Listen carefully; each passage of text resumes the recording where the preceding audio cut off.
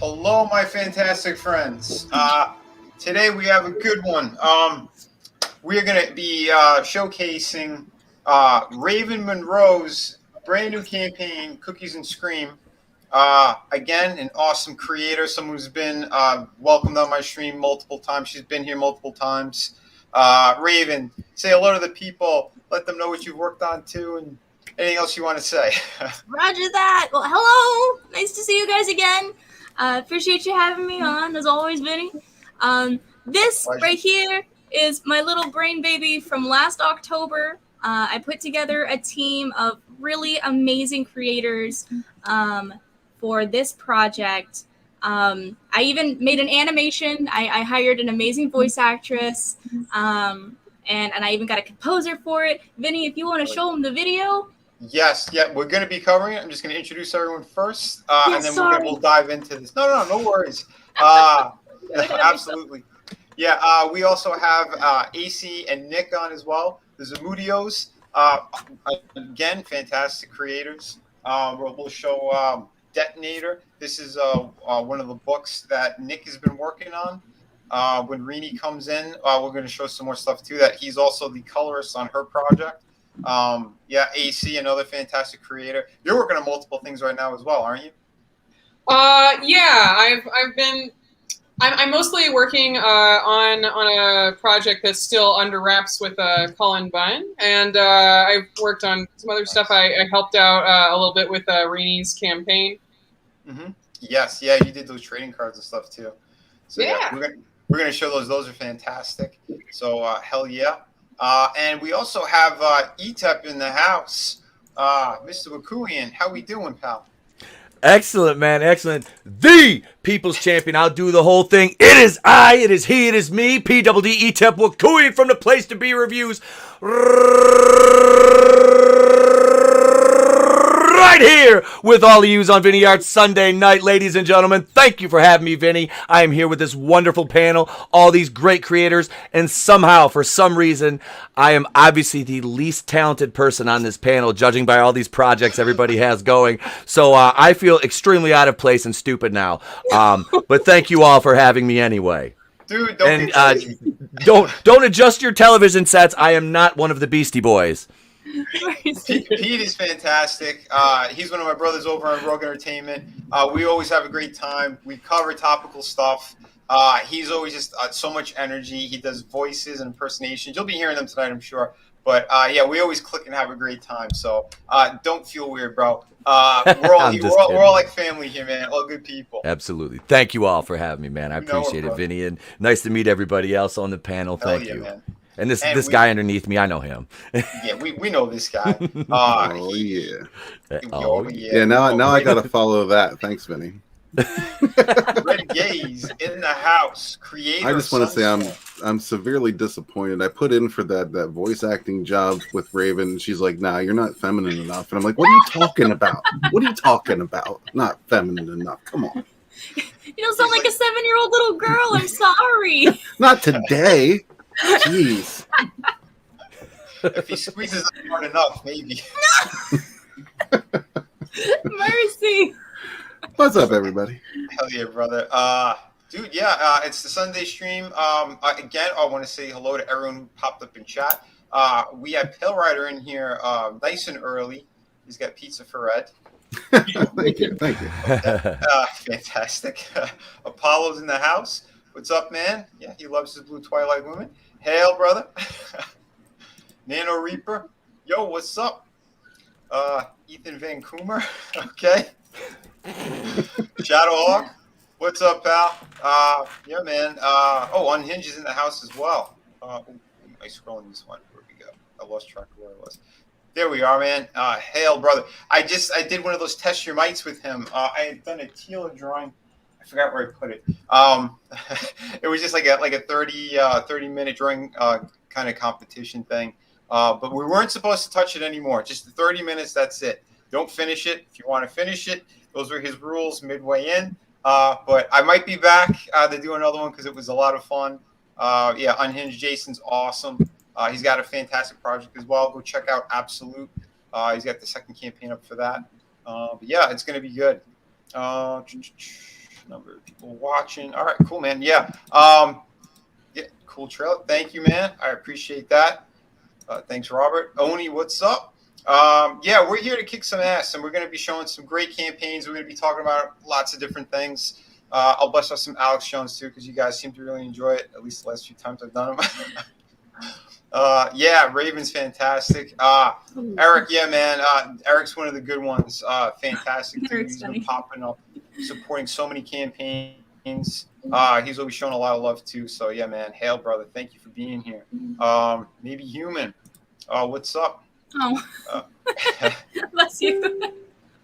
She's Does that mean maybe- she's a great person all around too. But that's what we like here. Good, hard-working people who know what they're doing. And we will be covering this in just a minute. Johnny, where'd he go? He rolled past me. My chat was going. I didn't even see. Yeah, dude. He's putting up links already. Awesome. Yeah, Johnny, the fantastic creator, doing great stuff. General Piggy, hello. I guess we got some new faces here. Sporking, what's up, brother? Yeah, man. Go check out his streams are great too. Lots of fun. Parrot Head, hail, brother. He's got some of the funniest memes. Go check those out as Yes. well. Yes. Yeah. He's great. Another great supporter. I have dubbed Parrothead today Lord of the Lewd. Oh, dude, like he sends me so many memes during a stream. It's like I can't keep up with them. I try to screen share a lot of them. I'm like, should I share? Yeah, we're sharing this. I'm like, what the hell? They're great. They're funny as hell, man. Yeah. And Frog G in the house. Yeah, man. One of the best mods ever. Great supporter. Yeah. Fantastic person all around. Like I said, he's our number one favorite frog. I don't care what anyone says. And sorry when I do Alex Jones. That's for comic relief. But yeah, we'll do some of that tonight as well. Who did I miss? I think I got everybody. Breeny, what's up? Yeah, if your internet's back on track, let us know, and we still got a spot for you. So hop on in if you can. But yeah, let's talk about some really cool campaigns here. No, I'm not gatekeeping Reen. She's been my co-host for like almost 2 months going on.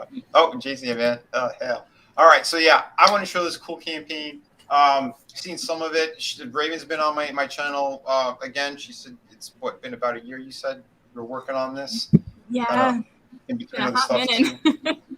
Hell yeah, your numbers keep going up, which is great. Yeah, well, let's just hit the trailer and then we'll have you talk about what this is. Sounds good.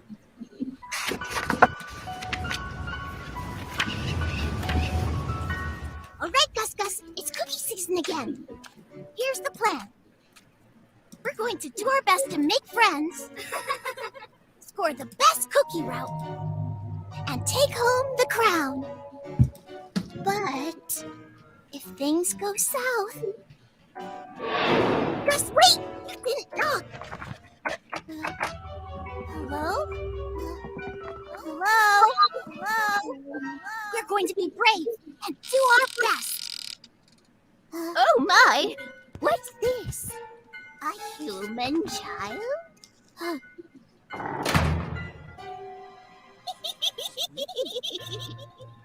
From the creator of Machi, the Lazy Witch, this cookie season, things are about to get spooky. Join Audie Audley in her adventures in the first issue of Cookies and Scream. Brought to you by the Scream Team. Character inks and designs by Vinnieart.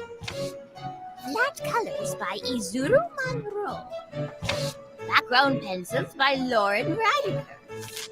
Writing, lettering, and colors by Raven Monroe. Made possible with your support.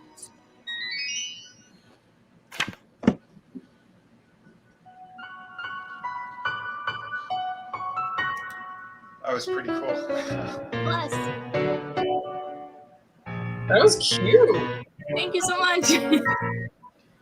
Excellent. Now, Raven, I know Vinny and the rest have been mentioning that you have come on before. Was that from your previous project, or has it been from this ongoing campaign? I've been on once before, I think, for this, right, Vinny? At least once for this. Yeah, for this one. But yeah, it was for the sign up phase. Yeah. Or maybe I can't remember. I've been doing so many of these. But yeah, you've been on for that. You've been on multiple times for the other campaigns. Yeah. Oh, okay, so, all right. Yeah. And just so Irene knows, I just sent the link. You're right. I put it in. I forgot to hit send, so I just hit send. Oh no. Like I'm not Missouri. gatekeeping her. I saw Eric said that. Or no, yeah, was it Eric? Yeah. That I stole her friends, and then I'm gatekeeping her. What a No, I'm scumbag. not gatekeeping. I'm just a boomer. Okay.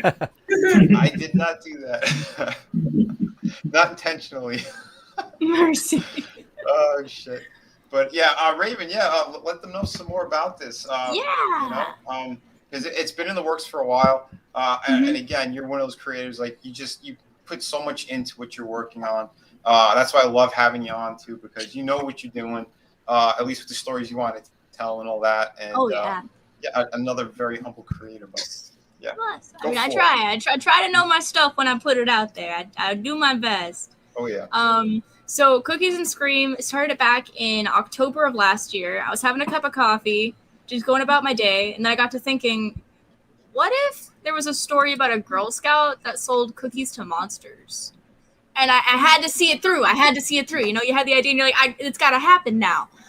So yeah, I found this artist on Twitter. Her name's Vinnieart, and she does this amazing art style that's kind of like a mixture of Disney and Pixar. It's super expressive and fun. And I was like, oh, that would be so good for the story idea. So I reached out to her and I was like, hey, can I get you on? She said, I'm already there. And I said, cool, let's do it. So we've been rolling with it ever since. And then I hired on a background penciler, and she was amazing. And then I'm doing the colors and lettering on it, so the rest is on me. But the team we've got is so fantastic, and the story is super lighthearted and fun. It's for all ages.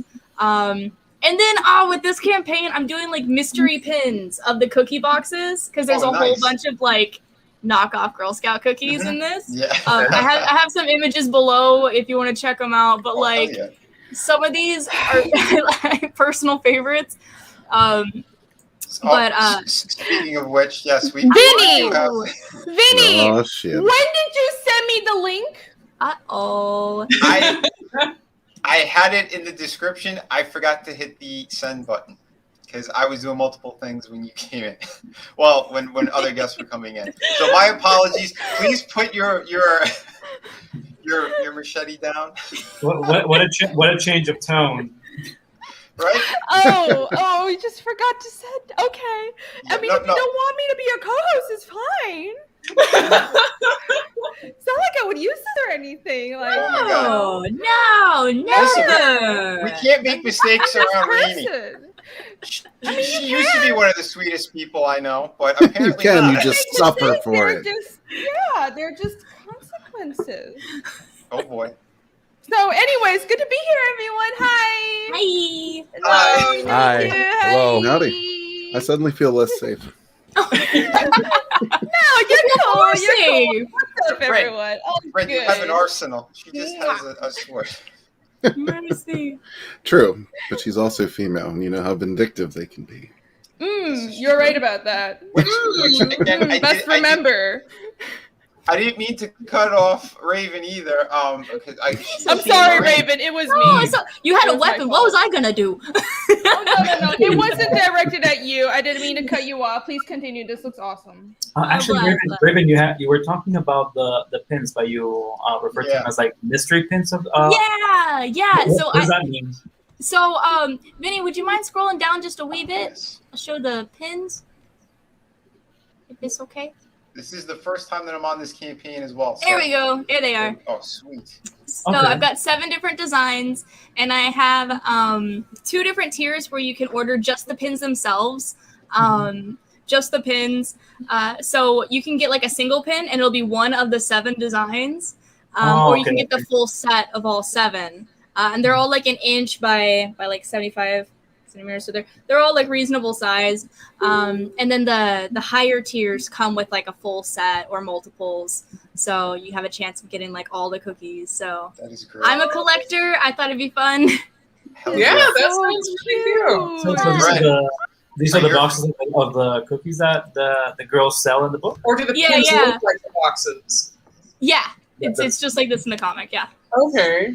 That is great. I was about to say, I know what Red's favorite is probably going to be. Is it the thick mint? Well, I mean, thick mint is kind of my jam. That was recommended by a buddy of mine who goes by the username Hey Man Nice Shot. He does a lot of really funny streams, and he was like, "You have to make a thick mint. It has to be thick with 2 C's." And I said, "You know what? You say it, so it shall be." It's much like his novel. That's why I always bring that up whenever we have a thick joke, because he did like a 600-page novel. Mercy. Yeah. 535. Oh. That's not exaggerating. Oh, That's not 3 C's. That's That's just 2. difference. You Yeah. can lean towards 600. Come on. His forward was 65 pages. Don't let him fool you. I didn't have Common Core math. I understand how to actually round down correctly. Oh, mercy. I'm rounding up to make you look even better. Fine. All right. He's I appreciate it, but I would just want to be thin mint. honest. Thin mint red. No, it's still thick, Thin mint, man. and you'll love it. Especially, never mind. But yeah. So What's up? Oh yeah. Oh, sorry about that. Yeah. it's all good. It's all good. So yeah. So we've got pins in the campaign along with the book itself. The book itself is 27 pages, and I'm adding some bonus content to it, like interviews with the crew, maybe some little like single page comics of just Audie and Gus, the Tegu shown in the beginning, her little lizard friend. Excellent. Just being silly. I like the pie chart too. That's pretty cool. Letting people know where the money's going. That's a It's damn good important. thing. Yeah, Oh, yeah. project managing is one of the biggest things when it comes to this, and that's what I will pride myself on every time. That's right. Yes, Raven delivers. You know, in case people don't know that, she is a creator who you could trust right off the bat. You know, that's another reason why I like having her on here. I love having great people here who know what they're doing. And again, what we're doing is kind of new. So a lot of people have, like, we all have learning curves. On my campaign number 6, I'm still learning stuff, which is pretty cool, and how to do things the best that we could to fulfill for people. But yeah, Raven, she's proven that she could fulfill. She's got a fantastic project here, and she's got a lot more cooking up. It's not just this either. But she's doing a campaign at a time, which, again, I respect fully. I'm the same way. One at a time, get her done, get her fulfilled, and then jump to the next one. Yeah. It's definitely a beautiful thing. So, yeah, we'll go back. Well, Raven, yeah. So you described that what started the idea for your book was thinking about these Girl Scouts going to monsters. Do you have more of a descriptor for the plot that you're selling the book with? Yes. Sorry, I got a little excited up in the beginning. So the story starts off with Audie, and her best pal Gus, and they're setting off to sell cookies for their Sugar Scout group. Very early on in their adventure, however, oh, this person's so sweet. Oh, what a sweetheart. So very early on in their adventure, they find themselves in the spooky side of town, which is their town, but Halloween version. So there's vampires and werewolves and ghosts and mummies and all these scary creatures that she now is stuck with this huge cart of cookies by herself. Her little squadron abandons her in the beginning. So now she has to sell all these cookies with only her best pal Gus, and that is where the story takes off. It's going to be 4 volumes long. This is just issue 1, but that's what we're working with. Is this her best pal Gus right here? The lizard with the shirt? Yeah, the matching shirt. Yeah. That is awesome. It's kind of small. Is it like a little Gila monster, or what is he? He's based off of a real lizard. It's called a tegu. They're these huge black and white. They come in different colors, but he's a black and white one, a black and white tegu. And they're these giant reptiles that are really dog-like in their behavior. Like, they'll play fetch. They're so funny and goofy. And I really wanted to showcase that as her companion pet versus like a pug or something, which was my original idea. Because I love lizards, and if I'm doing something about spooky monsters, I'm gonna try to incorporate a lizard if I can, because they need more love. Those scaly dudes are so cute. That is freaking adorable. Are the cats important? Are they like characters? Yeah, or? so those are the werewolf children, but the cat in the front, all the characters on the front are important, and they do play a role. So right, the cat in the front. Sorry, I came in a bit late, but okay. I was wondering who the cat in the front, like the white one, was. Yeah. So that cat comes in issue 2. Audie has to help that cat get away from those wolf pups. So it's a whole kit and caboodle of shenanigans. Awesome. Sorry, So very Jason was cute. having a coronary over there, so I figured I'd just hop out and hop back so he can pump Oh, everything okay. up for him. What's happening? Oh, I was getting concerned about his health. Holy crap! I was about to say too. I don't know. I think maybe. Oh, what was that?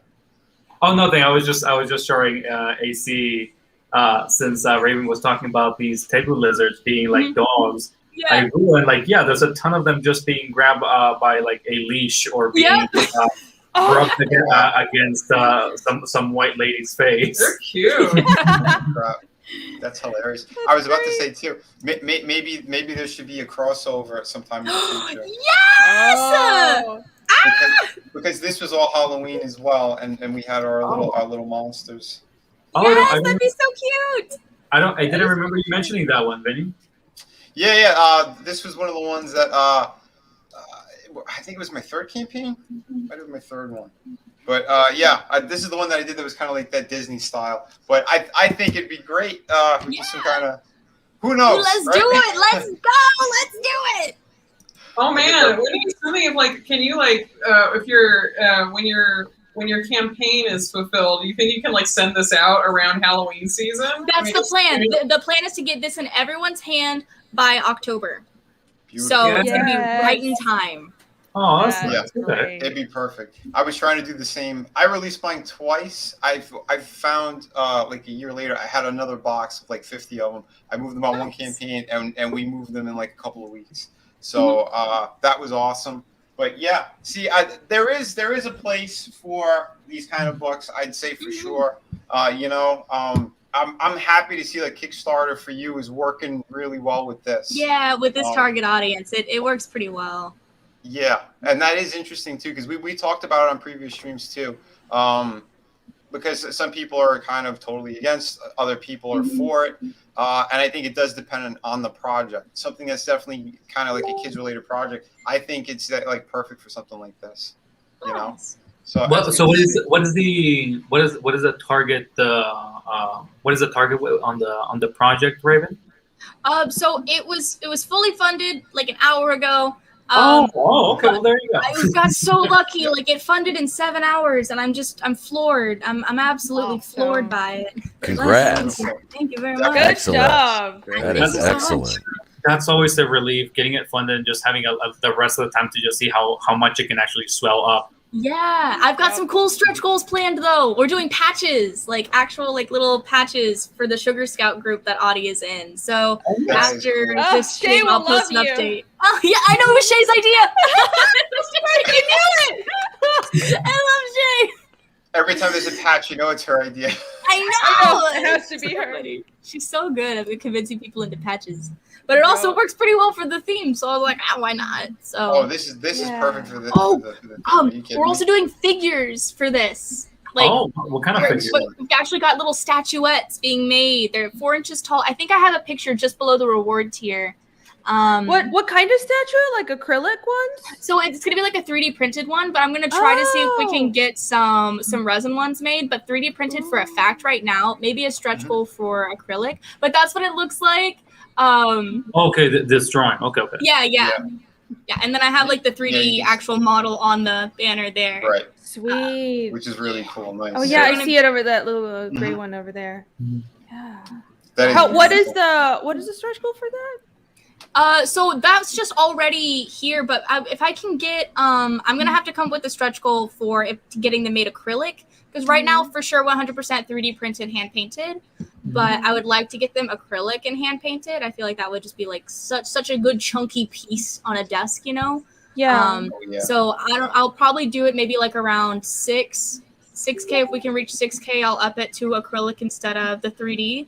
But I gotta talk to my manufacturer first and see. Are you right? Are you when you say hand painted, Raven? Are you coloring them yourselves, or are you ordering it out? So it's probably going to be me painting them all by hand, depending on how many are purchased. We only have a limit. We do have a limit of 30. Okay, yeah, guys, like don't go to that. Yeah. I read right there have been killing their wrists with yeah, their exactly. Don't remind me. Mercy. Yeah, no, wrist pain's the worst. No, so it's limited to 30. We have 5 solid gold ones that are already sold out, and then we have 25 colored ones hand painted. And I think we've sold 3 of those so far. So I think there's 22 left. But then after that, that's it. So hopefully people are interested in ultra limited people. So snatch it up if you can. You're definitely interested, then jump on it. Don't sleep on it. This is day 1. You know, she's doing great already. Let's keep getting those numbers up for Ravens. Already funded in 7 hours. Yeah, who knows how long they'll last. People have been so kind. Yeah. It's crazy. What are you gonna be painting them with, Raven?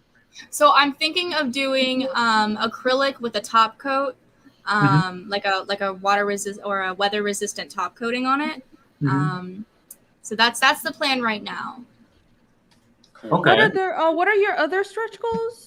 So we're definitely doing patches. I was not expecting to do stretch goals this fast, so I'm sorry. Yes. I'm literally working on the stretch goal thing as I'm getting ready for this stream tonight. But it's a good looking book, and it's really well put together. I like how everything is thematic. Like it fits the art style. Everything is like cute, and you like honestly having nice graphics counts for a lot in these crowdfunding campaigns. Because besides just actually having a good book and having a good pitch, like people want to feel like you're putting a lot of heart into every part of it. So like these little graphics, it helps a lot.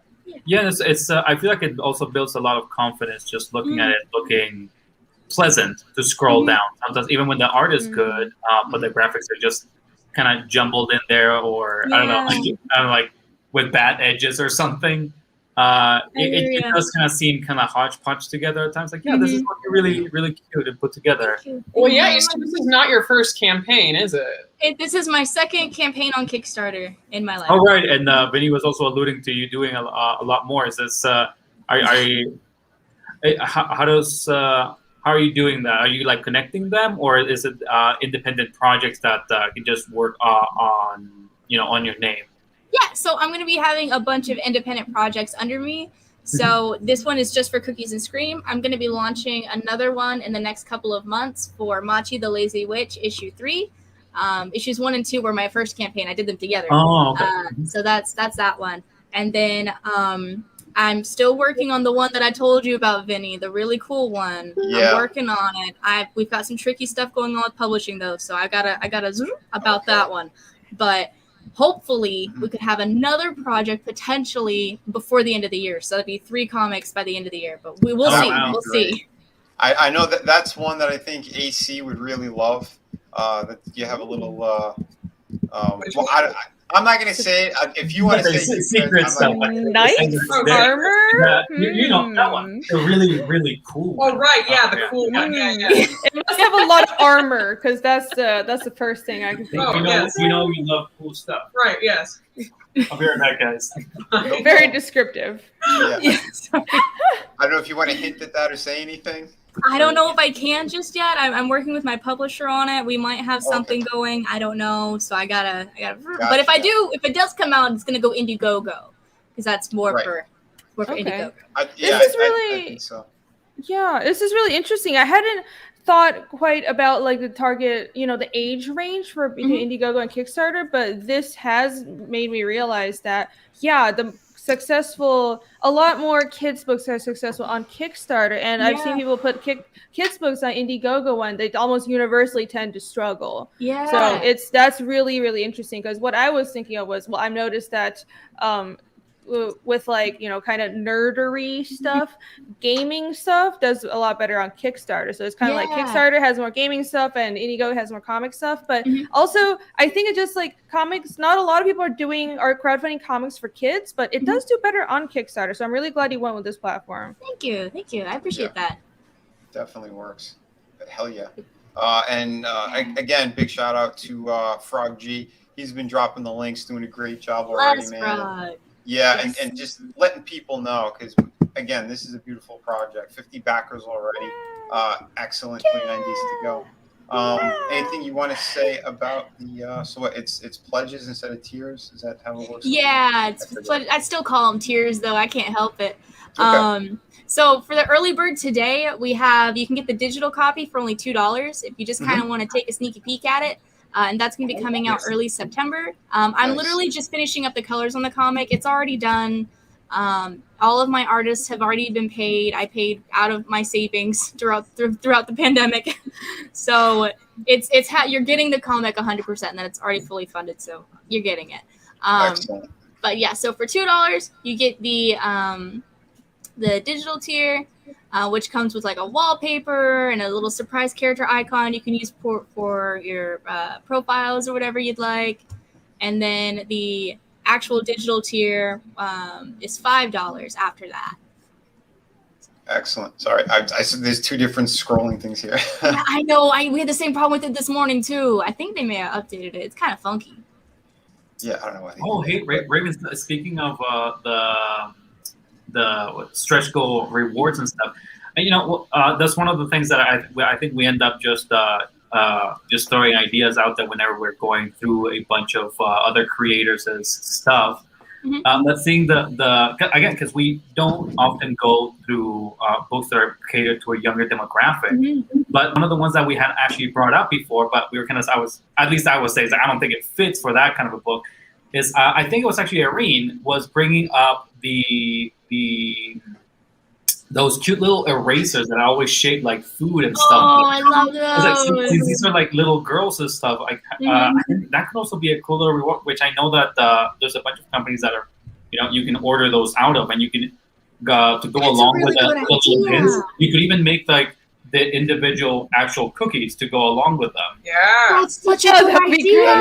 Yes. Yo, watch me find that out tonight. I'm about to do so much Googling out. Bless you. You guys out here, galaxy brains. Jeez. That's what we're here to help each other. And that's a good thing. That's true. Quick, don't mean to cut you off. Reedy needs to bounce in a little bit after all those threats. Sorry. I thought I'd have more time. I'll be back. I will be back. Okay. We'll be I back. gotta go do something. Yeah, here's my comment. You guys have seen it, but you should back it.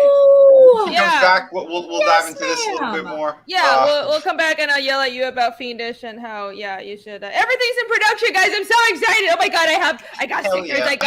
I got stuff here, and I have the trading cards are done, and I'm so excited. Holy crap. Okay, but yeah, I'll show Get you your all ass that back stuff. here as soon as you can. Thanks. I will. I promise. All right. But thanks for having me on very briefly. Raven, yourself Of looks course. awesome. I hope I get to talk to you more when I come back.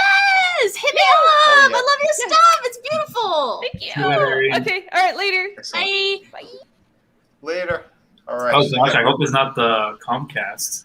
Right, we were talking about how she's been having like a bunch of like power outage issues today because of a storm last night. Mercy. Yeah. Thank you, Eric. He said I didn't have to. No. To be fair, though, at least she didn't come in, promote the book, and then immediately leave to not come back. Oh yeah. True, right? That's true. That we've seen that happen as well, but not with her specifically. With Ito. What am I? What? Slander, lies, sir, libel, Oh my. and frankly, I will not stand for it, sir. I will you're not sitting, stand. so you're okay. I will. I didn't say I wouldn't sit for it. Now I declare. Mercy. Shit. Excellent, but yeah, So we're jumping around on the pledges a little bit. Oh yeah. So then the next tier would be the blind boxes, so you can get the little cookie pins. She shall return. She shall return. Yes.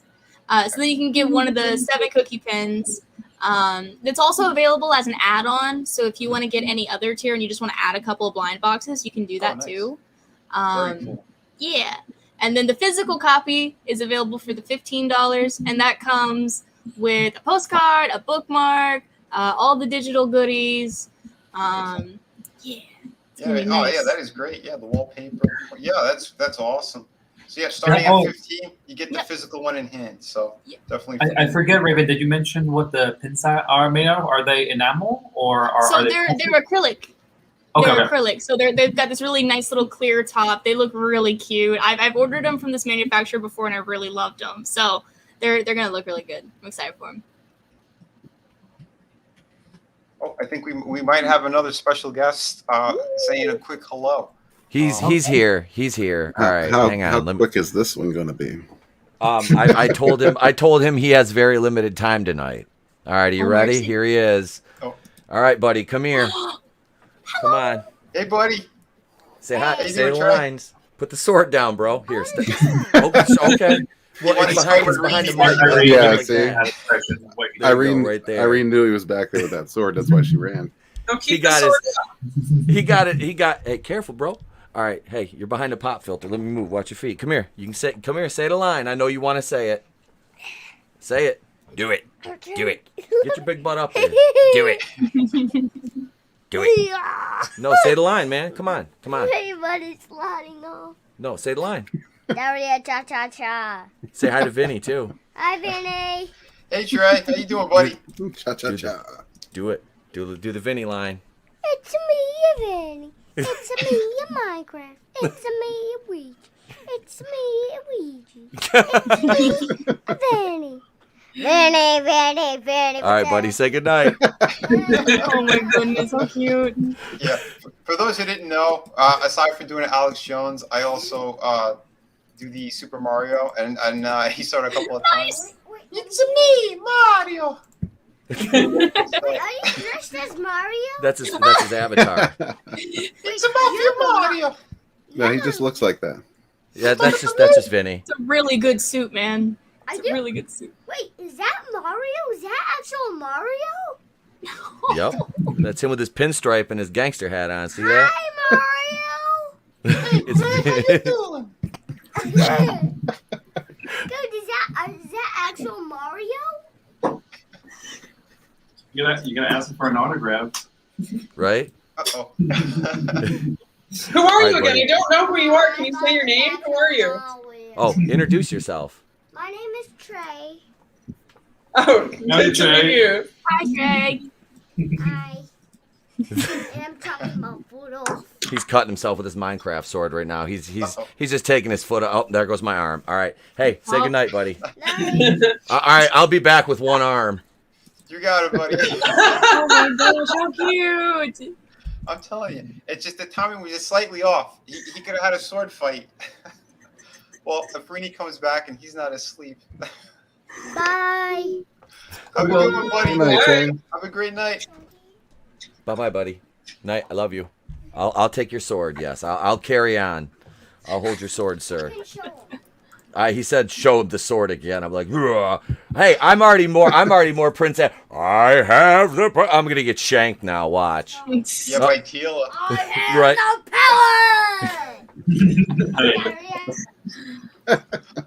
Oh man. How freaking cute. So, sorry, he doesn't want to leave when he comes on now. That's why we have a new channel starting as soon as I relocate to the permanent location. We're gonna have a studio, and I'm gonna have like an entire wall and floor green screened for us to start our new channel. So yeah, that'll be that's I'm working on right now. So yes. Yeah. Sounds But awesome. yeah, like I said, my channel now. I've lost like 3 subs today. People hate me. So to borrow Tony's line, I think Tony has the worst channel on YouTube. I think I have the second worst channel.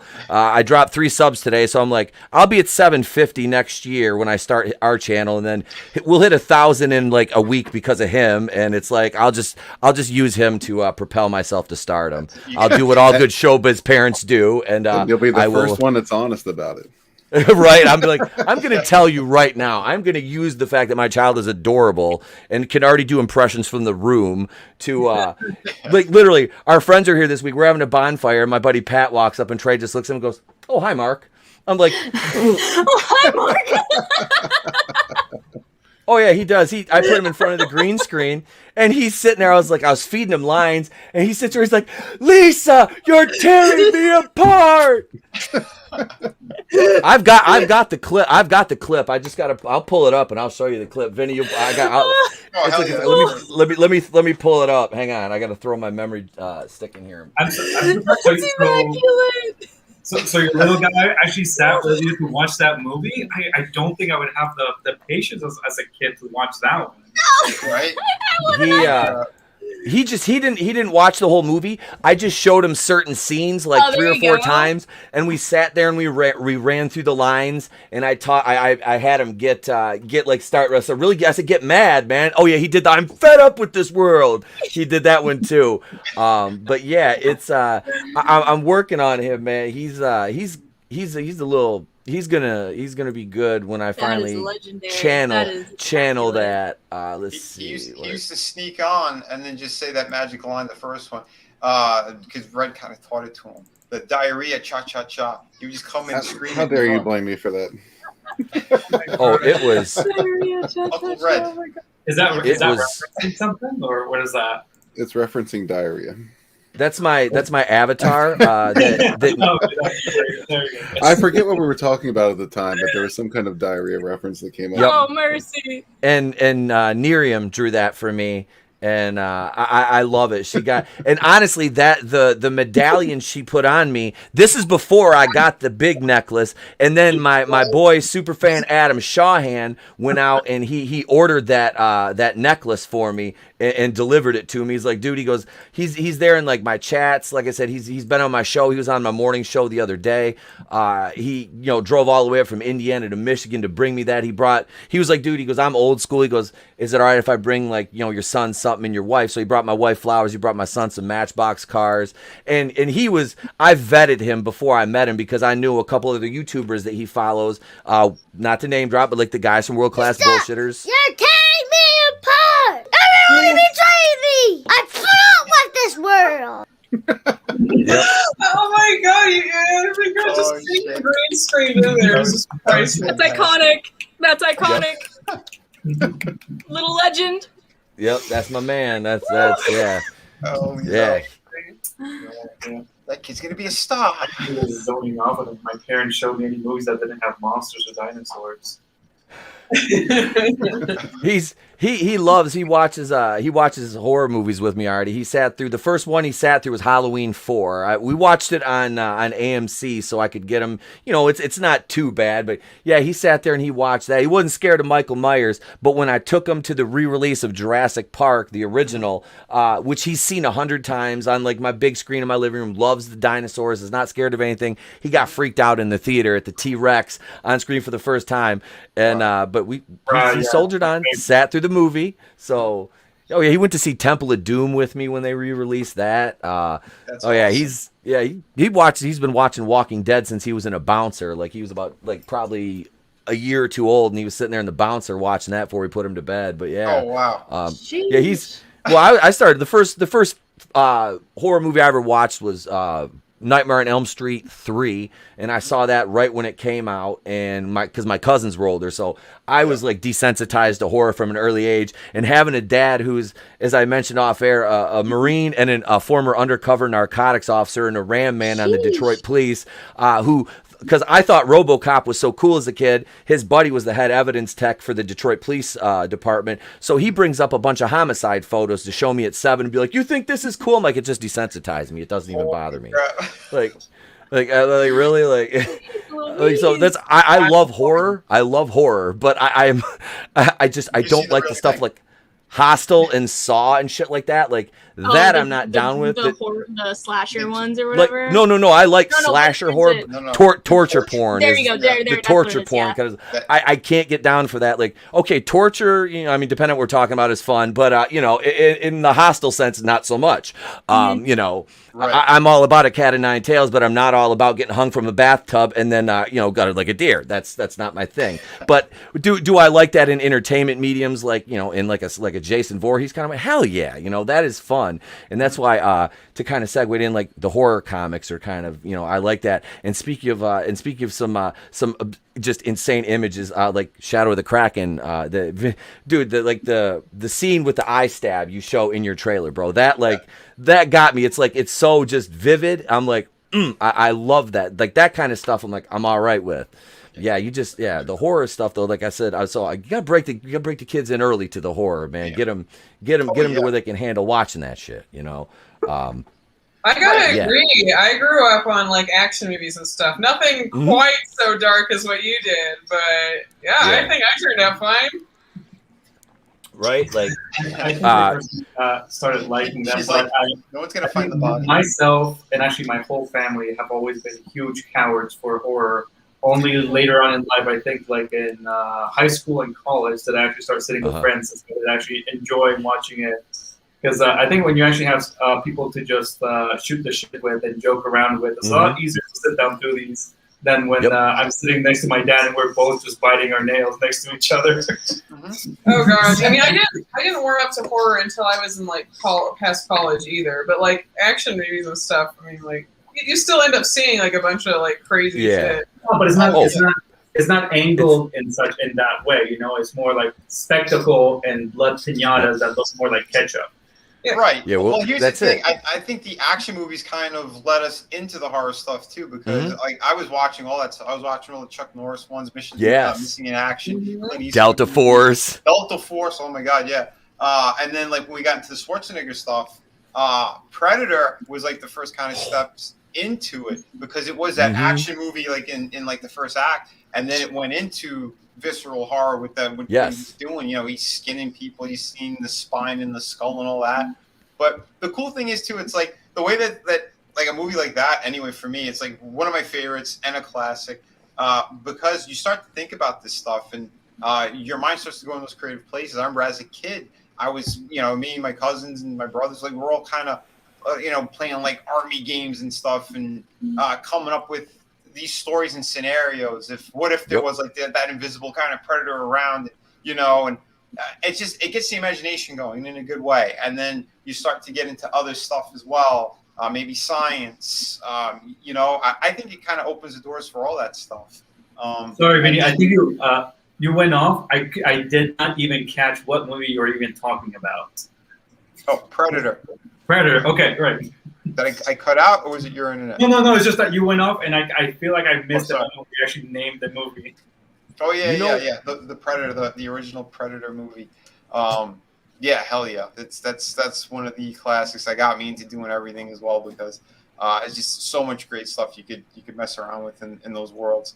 But and then Evil Dead really made me want Evil Dead messed me up. The new Evil Dead was I just my opinion. I thought the new Evil Dead was horrible. The original Evil Dead was such a masterpiece. It was shot on a shoestring budget, and Raimi and just everything about that like was I believe that was shot in Michigan. I want to say in southern Michigan. I think so. Yeah.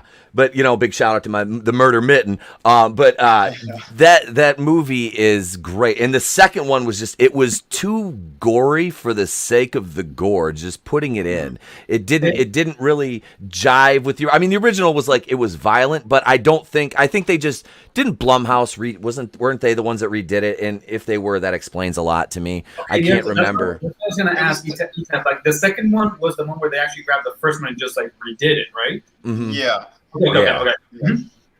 Yeah. And then he went into the portal at the end of the movie, and they had the Army of Darkness in the next movie. But I gotta say though, I love those original ones, but the remake, looking at it separately as if it's just a horror movie, I think it was a really good horror movie. There was a lot of disturbing stuff in there, but for the story that they were telling too, I was still cool with it. I could separate them. Like to me, I know a lot of people just so diehard. It just has the title Evil Dead. It's not Evil Dead. No, it's still a good horror movie if you look at it that way. It's not going to be connected to anything, but it was still good. And then the Stars, that series where they continued Ash Williams' story, I thought that was amazing. All 3 seasons were so fantastic. I got to have dinner with Lucy Lawless right before they released that first season. And she's like, it was at New York Comic Con. It was one of the after party things. I got invited to her birthday, and when I was over there, we were in this restaurant. She's there, and I was like, "Holy crap!" She starts talking about some of this stuff, and I was like, "Holy shit, this is amazing!" Like I didn't know they were doing this. She was a part of the series, the Evil Dead series. She was in all 3 of the TV seasons. They did it on Stars. If you have Netflix, check it out on Netflix. It's on Netflix? Yeah, it's on Netflix now. All right, nice. I'll check that out. Yes, go queue it up. Watch them. They continue Ash's story It is so damn good. He is on the money. I'm sorry because we get, I think they're like half-hour episodes each, but you know that's longer than any movie, and you know 3 seasons of it. And what they did, the cast was fantastic. Lucy kicks ass in it. I mean, her character is so good. Yes, I highly recommend it, especially ETAP. If you love the original movies, yeah, I'm surprised you haven't seen it yet. Dude, well, I didn't have stars. Okay, most of my time is spent reviewing Batwoman. All right, so let's be honest here. I live in Gotham. It's horrible, and I hate myself for it. Yeah, I think AC and that's actually one of the things that we've actually gone back to listen to people reviewing it on it. But it's like it is I forget. The channel is called AMC, right? Or what channel? Mine? The channel that actually posts the Batwoman show. Oh no, CW. Batwoman's on CW. Yeah, that's a It's like very trashy shows that we kind of usually get out there. So if we feel that we're kind of expecting really trashy, really dumb shows. And I mean, I really enjoy listening to these reviews. Just AC and I are always just cackling while we listen to these things separately. So like, I don't know, Ethan, are you just saying that you actually like hate it, or do you actually? Or why are you a masochist? I hate the show. Yes, thank you very much. I am a masochist. I hate that show. It's my brain is literally Quaker Oats because so I started out as a Marvel and Star Wars channel, and I slowly morphed into my live streams and Batwoman reviews. And I have 47 Star Wars videos, and I now have 68 Batwoman videos on my channel. I've reviewed every. I feel that explains the level of drama with those statements. Okay, there's not that many episodes of that series, though, are there? No, there's I do news. Yep, I do I trust me. If you like watching people rag on this show, and I'm not shilling for the sake of shilling, but I am, my reviews, I script them out. I watch each episode at least 3 times, and I sit there and I'll write my review. Producing this season, the videos after episode, I think 2 or 3, took roughly, some of them 8 to 12, sometimes 13 hours to produce one. But I do them all in one day. Like I go, except when I have to, because I work at my son's school. So when I go to work there is the only time I stop. But yeah, it'll take sometimes anywhere from between 8 and 13 hours to produce one. But yeah, it's pretty insane, but they're worth it. Yeah, I know Frog G was dropping links earlier before too. Yeah, check out his channel. It is great. He really goes in depth with this stuff, and it's hilarious. A little bit like what we did with the He-Man stream, the one that was 4 hours. Like we really covered everything, every episode. We broke into it. But we dissect things. But I'll warn you all about my intro, though. If you do have sensitive ears, Grace Randolph does my intro unwillingly, but she does. She doesn't know it, but she does. So you might want to turn your volume down a little bit because her voice is kind of shrill and ear piercing. But yeah. Much so. She did one Batwoman video last season, so I took and I clipped her intro or her video, a bunch of sound bites, and I mixed it to the Batwoman theme song. And I was like, there's my intro clip. Thanks, Grace. Yeah. And Eric's right too. Those CW shows, at best, they're average. I'd say season 1 of Arrow was good. It was good quality. Like I enjoyed it. That was good. And I think like the first season and a half of Flash. You got two good seasons out of Flash, I think, before the wheels fell off the bus, and everybody was a meta-human. Everybody was meta. Everybody had powers. There was, you had Zoom and Black Flash. It seems like the mention of these shows, we're gonna immediately go into the superhero ones. But I wanted to jab in between before we go into talk about Flash and all these other guys. Talking about really trashy, dumb shows, like one that we not only also listened to the reviews, but we actually enjoyed a lot of, especially starting out, was the Riverdale series. Have any of you checked that out? I have not. No. It is funny. It is the way that you were the way that you were describing Batwoman.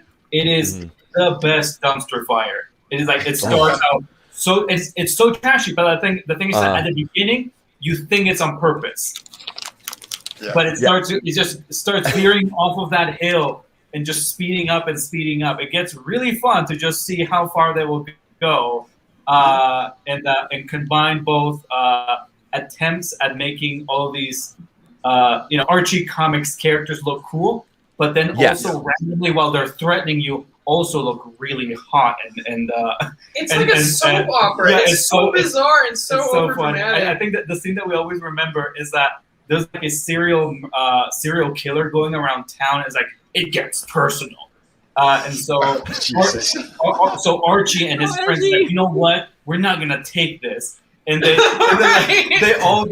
they all take their shirts off. No, it's just Archie and like the football team.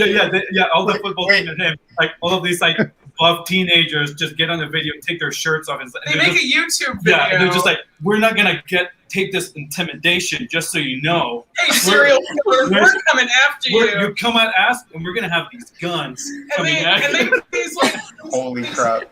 They really said, "Look at our over guns." their faces. Oh yeah. They put like that little mugging masks that are like just red. Masks, but they're pink.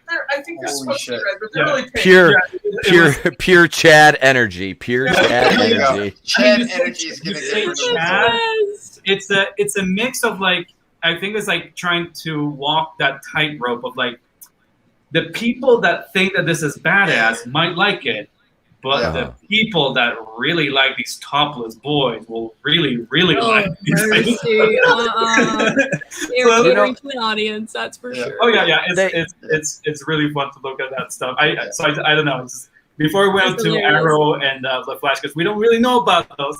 I went to anybody know about this trash? You guys gotta watch it. It's really fun.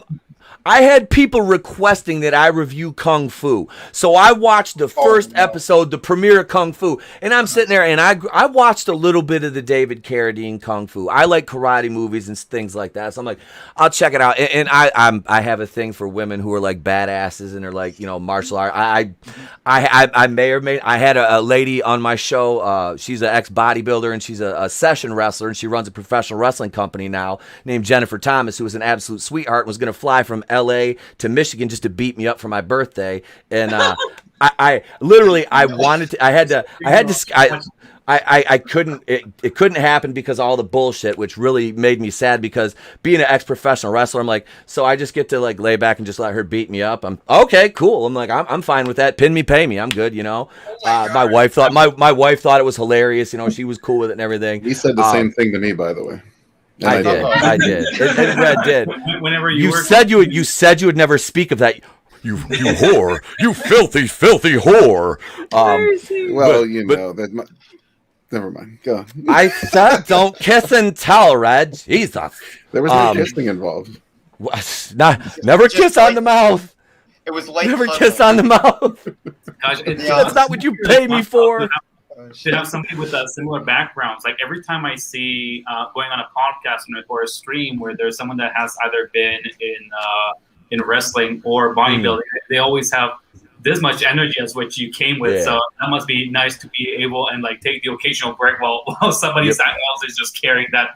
Oh yeah. Around. It's funny too because like. Go ahead. No. What Eric is saying too, what they did to Bruce Lee, I'm with you, Eric. I won't watch any of that. What they did, it infuriates me too, man. The show is terrible. The show is terrible. Bruce was one of my heroes as a kid growing up and everything. Yeah. My brothers and I, we even practice Jeet Kune Do. We kind of taught each other. Love that. And then I became friends with Grandmaster Bram Frank. And he actually studied with Danny Santo, he was best friends with Bruce Lee, which is so damn cool. He was also in Game of Death. The guy he fought, they had the nunchuck fight. He had like he had the black gi on and the bandana on his head. That dude. A Filipino martial artist, and again another super legend. But I got so much respect for Bruce. I would never watch that Kung Fu show. It's terrible. Oh, no. And you probably also never want to watch the clones of Bruce Lee. The clones of Bruce Lee. It's a trashy movie where they clone Bruce Lee into 3 clones No. that go murdering people, and the way to defeat them is by feeding them hallucinogenic grass that they are randomly compelled to eat. Okay, we're done. Oh my here. God! Please tell All right, me we're done here. I have like a million What a bruises pitch. grazing in What a the hell? Pitch that they idea. I I had know- to go with 3 guys to go and act like they knew martial arts. I don't think they had the budget for more than 3 guys. Oh, Hilarious. no, like split It screens is. or It whatever. is. like- It is. It is one of those movies that you really do. When somebody who was it that was budget like this really is when they have to come up like the secret weapon was. Yeah, nice. It was me, you man babies. It was me, you man babies. I was behind the movie. I wrote it on a first draft while I sat on the toilet and made fun of Last Jedi haters. Ha ha ha! Now, if you'll excuse me, I have to get back to my soy latte. Oh, mercy. Ryan Johnson he can't help himself. He He can't still help loves anyone to- around him either. Yeah, I get that reference too. Same. Holy crap. That is just, yeah, it's something else. I'm a little afraid. So many inside jokes and references that just fly over my head here. I got that reference too, I think. Mercy. It was a Star Trek reference, right? Mercy. Fantastic film franchise. I made millions with it. I was the captain of the Enterprise. Yeah, I had a lot of fun there. Oh, Wookiee slept with my wife, though. That son of a bitch. Hey, is that the one you was in with Buck Rogers, old man? The icons keep changing. Speaking of hairy people, well, this guy has a hairy character in the book. Brian Chriskow. What's up, buddy? What up, Vinny? What's up, Beautiful Brian? work, brother. And Hey. just so you know, I'm rather hirsute as well. I think I might be like part Neanderthal. What up, Raven? What up, AC and Nick? Nice to see you again. You too. Yeah, we have Nice to this see is you, man. this is the creator of Six Gun Gorilla. Another fantastic creator, great person. Aw, too Yeah, kind. if you guys haven't seen it, Oh yeah. this look at project that. is killer. He's got issue 8. That's pretty much Woo-wee. you're in demand with it. Yeah, You man. guys, you could even get the single issues. But the really cool thing, I did a cover for Brian. He said he's going to be using it as. There it is. Yeah, do you have it in a bigger shot over here too, or no? Well, I don't know. Click That's on it. it. I mean, not yet, but don't worry, Vin Oh. Dog. I'm gonna, No. I'm I'm asking. the shit out of that. I'm Like, asking Brian's just because like, I thought we were talking about my campaign, not just about your cover, but okay. no. I'm asking because I'm going to show it to the people. Right, Oh, what right. up, Red? What up, E-Tap? Hey, What up, Brian? hello, man. Nice to meet you. Nice to meet man. you. Brian's a great dude. Always a pleasure. Sure, yeah. I feel like I shouldn't be. I use my normal voice with the Cleveland thing. It doesn't work as well. Well, So yeah, it's this okay. is this is the your cover diction that I is did for Six Gun Gorilla.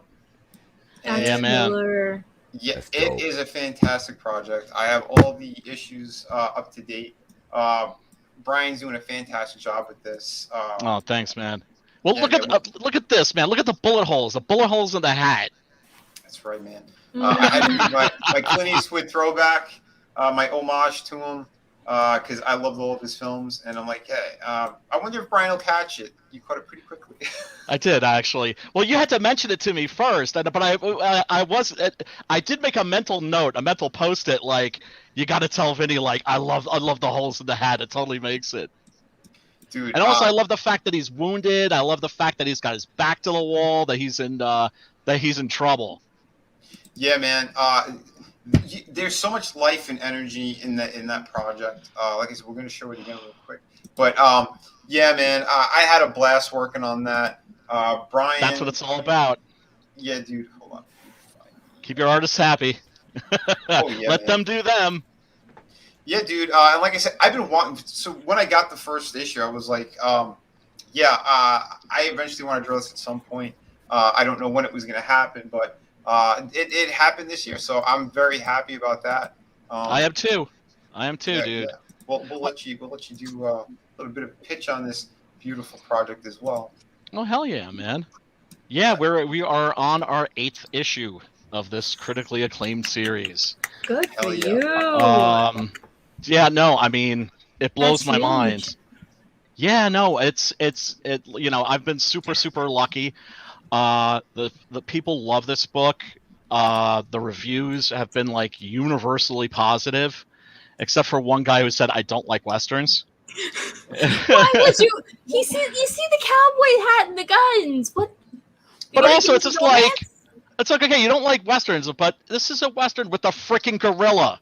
You know, What's it kind not of to puts it off in like? another genre or subgenre.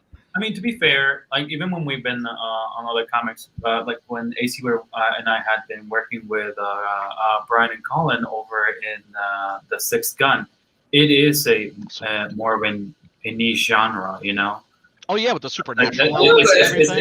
it's not gonna be the one that usually is popping out on the top of the shelves when they go for westerns. It is fun, and I remember we were actually in a big kick for movies and stuff at the time, but it was never the one that was the talk of the town when going to comic stores. It's a genre that a lot of people don't admit to liking, but deep down, everyone actually really loves. Yeah, exactly. Yeah, Everyone I loves don't. I grew up on westerns, so like Me too. I never had an issue with them. I always loved them. As a kid, at first, it might feel a little boring because you just see mostly kind of like desert terrain type deals or stuff like that. But what if you can sit a kid down and they can start to get into it, they'll get hooked immediately. Oh, Oh dude, yeah. the perfect gateway drug for me, it was the Leone movies. The Leone movies. I mean, that's not to say that I Definitely. didn't develop a love for John Ford and Yeah. Howard Hawks and all the, you know, the great Rio, American Rio westerns. Bravo, yeah, Rio Bravo as well is another one that I absolutely love. Oh, Rio Bravo, El Dorado. Yes, man. But Oh, hell yeah. once upon a time in the West, one of the best ones. The best. Have you Actually, guys I have watched it- Deadwood? Yes. Excellent. Yes. Definitely. Excellent. Maybe I should do Yeah. Well, if I do an Al Swearinger icon, I'm going to be saying that word constantly. So maybe it'll probably hurt the The algorithm. next time you talk about like the mainstream and Marvel. That's a mistake. Oh yeah, I could do that. I could do an Al Swearinger talking about Marvel and DC. Then yeah, I'll be dropping Yeah, man. the cocksucker bomb everywhere. Yeah. Cocksucking bastards. Oh God, when Vinny, in case you didn't know this, AC and Nick and Raven and ETAP, you know, Vinny, when he goes off, it's just very, very entertaining. It's not that he's like mad at you or directly anybody else, but he's just reminiscing. He's just like those fucking it's just. Well, I yeah. I get very passionate because I don't like injustice. Yes. That's the word. That's the word. Well, really shitty people. So since I've always fought for the underdog, an underdog myself, you know, that's where I'm we kind all of are. coming from. So and especially if I've gone off on people who try to lie and try to slander me or whatever. I've done streams where I slapped them in the face so hard I never hear from them again. Which is You beautiful, have but have a very short fuse when it comes to injustice. yes. I'm And- very cool and laid back. Otherwise, I like Me to too. create. I like good people. As soon as shitty people start to pop up, or they want to cause trouble or hurt people, if it's Yep. real life, it's whatever it is, then I usually I go off like a bomb. Because I can't stand that type of stuff. But That's righteous indignation. I think, you know, hate is useless. It's just complete Liam. poison. Nothing What's good up, can brother? come from it. What up, Liam? yeah, man. But You're righteous another great creator. indignation and anger, I think, could be very, very useful and very, very productive. Right. Well, and that's the thing too, man. Yeah, Wonder Island. If you guys haven't checked it out, jump on this one. Oh, as gee. well. Yeah, man, dude, I'm full tonight. But again, well, I know Raven. She might be leaving in a little bit. I gotta get going soon. I gotta walk my dogs. Oh, You know shit, how it is. Oh, doggies come first. What kind of Yeah. dogs you Yep. got? I got. Where is he? Max. Chungus? Oh, he's right here. Let me see. If he comes- Chungus? Chungus. He responds to Chungus, handsome, and best friend. Come here, Max. Aw, Awesome. handsome. What about a snack? What about a snack? Yeah, I got a snacker. Can you come up and say hello to everybody? Come here, best friend. Oh, mercy. It is a big one. Oh my goodness. It's the boy. Oh, that's a good looking puppy dog. Hell yeah. He's a Yep. big one. He's a big old Look at boy. that. Oh, he looks cuddly. He is. He's also real grunty. Very grumpy. Yeah, he just moans and groans. He's an old man. Oh, dogs are the How best. old is he? He's 5. He's not old at all. Okay. No. Oh, Okay. okay. Oh, okay. He just has the demeanor of an old man. He's so chill.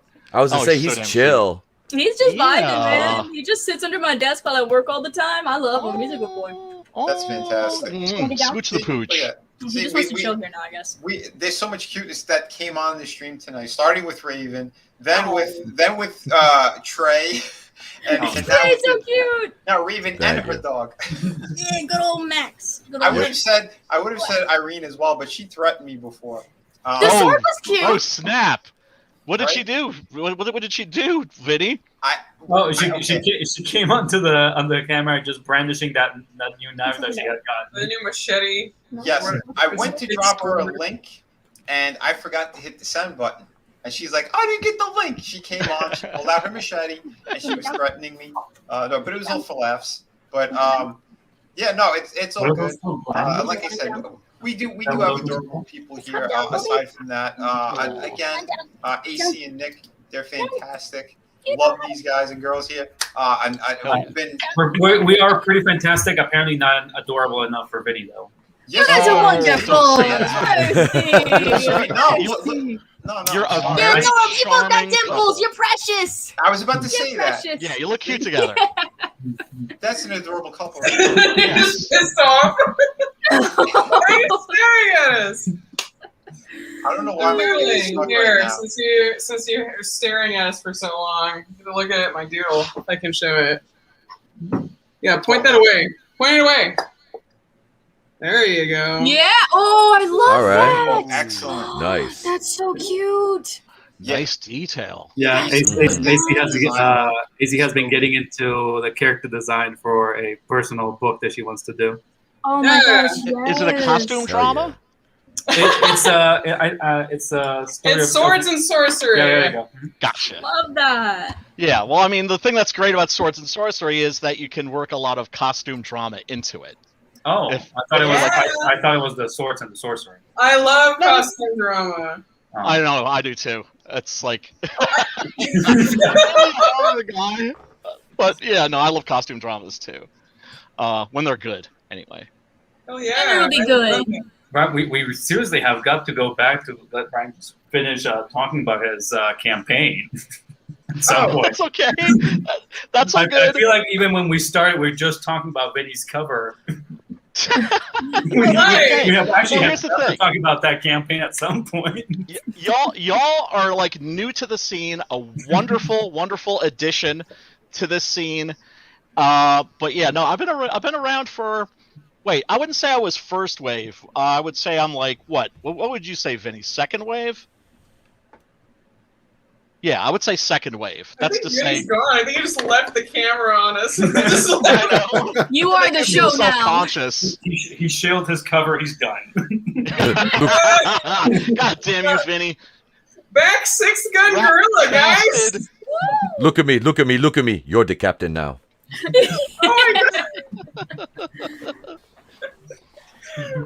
So AC, did you move to Columbia to be with Nick? Well, it wasn't really to be with him. We were together, like we were living together in Atlanta after college for like a few years, like maybe like 7 years or so. And then after a point, it was like, what are we doing? It's just really expensive in the U.S. It is. Yeah, Like, it is.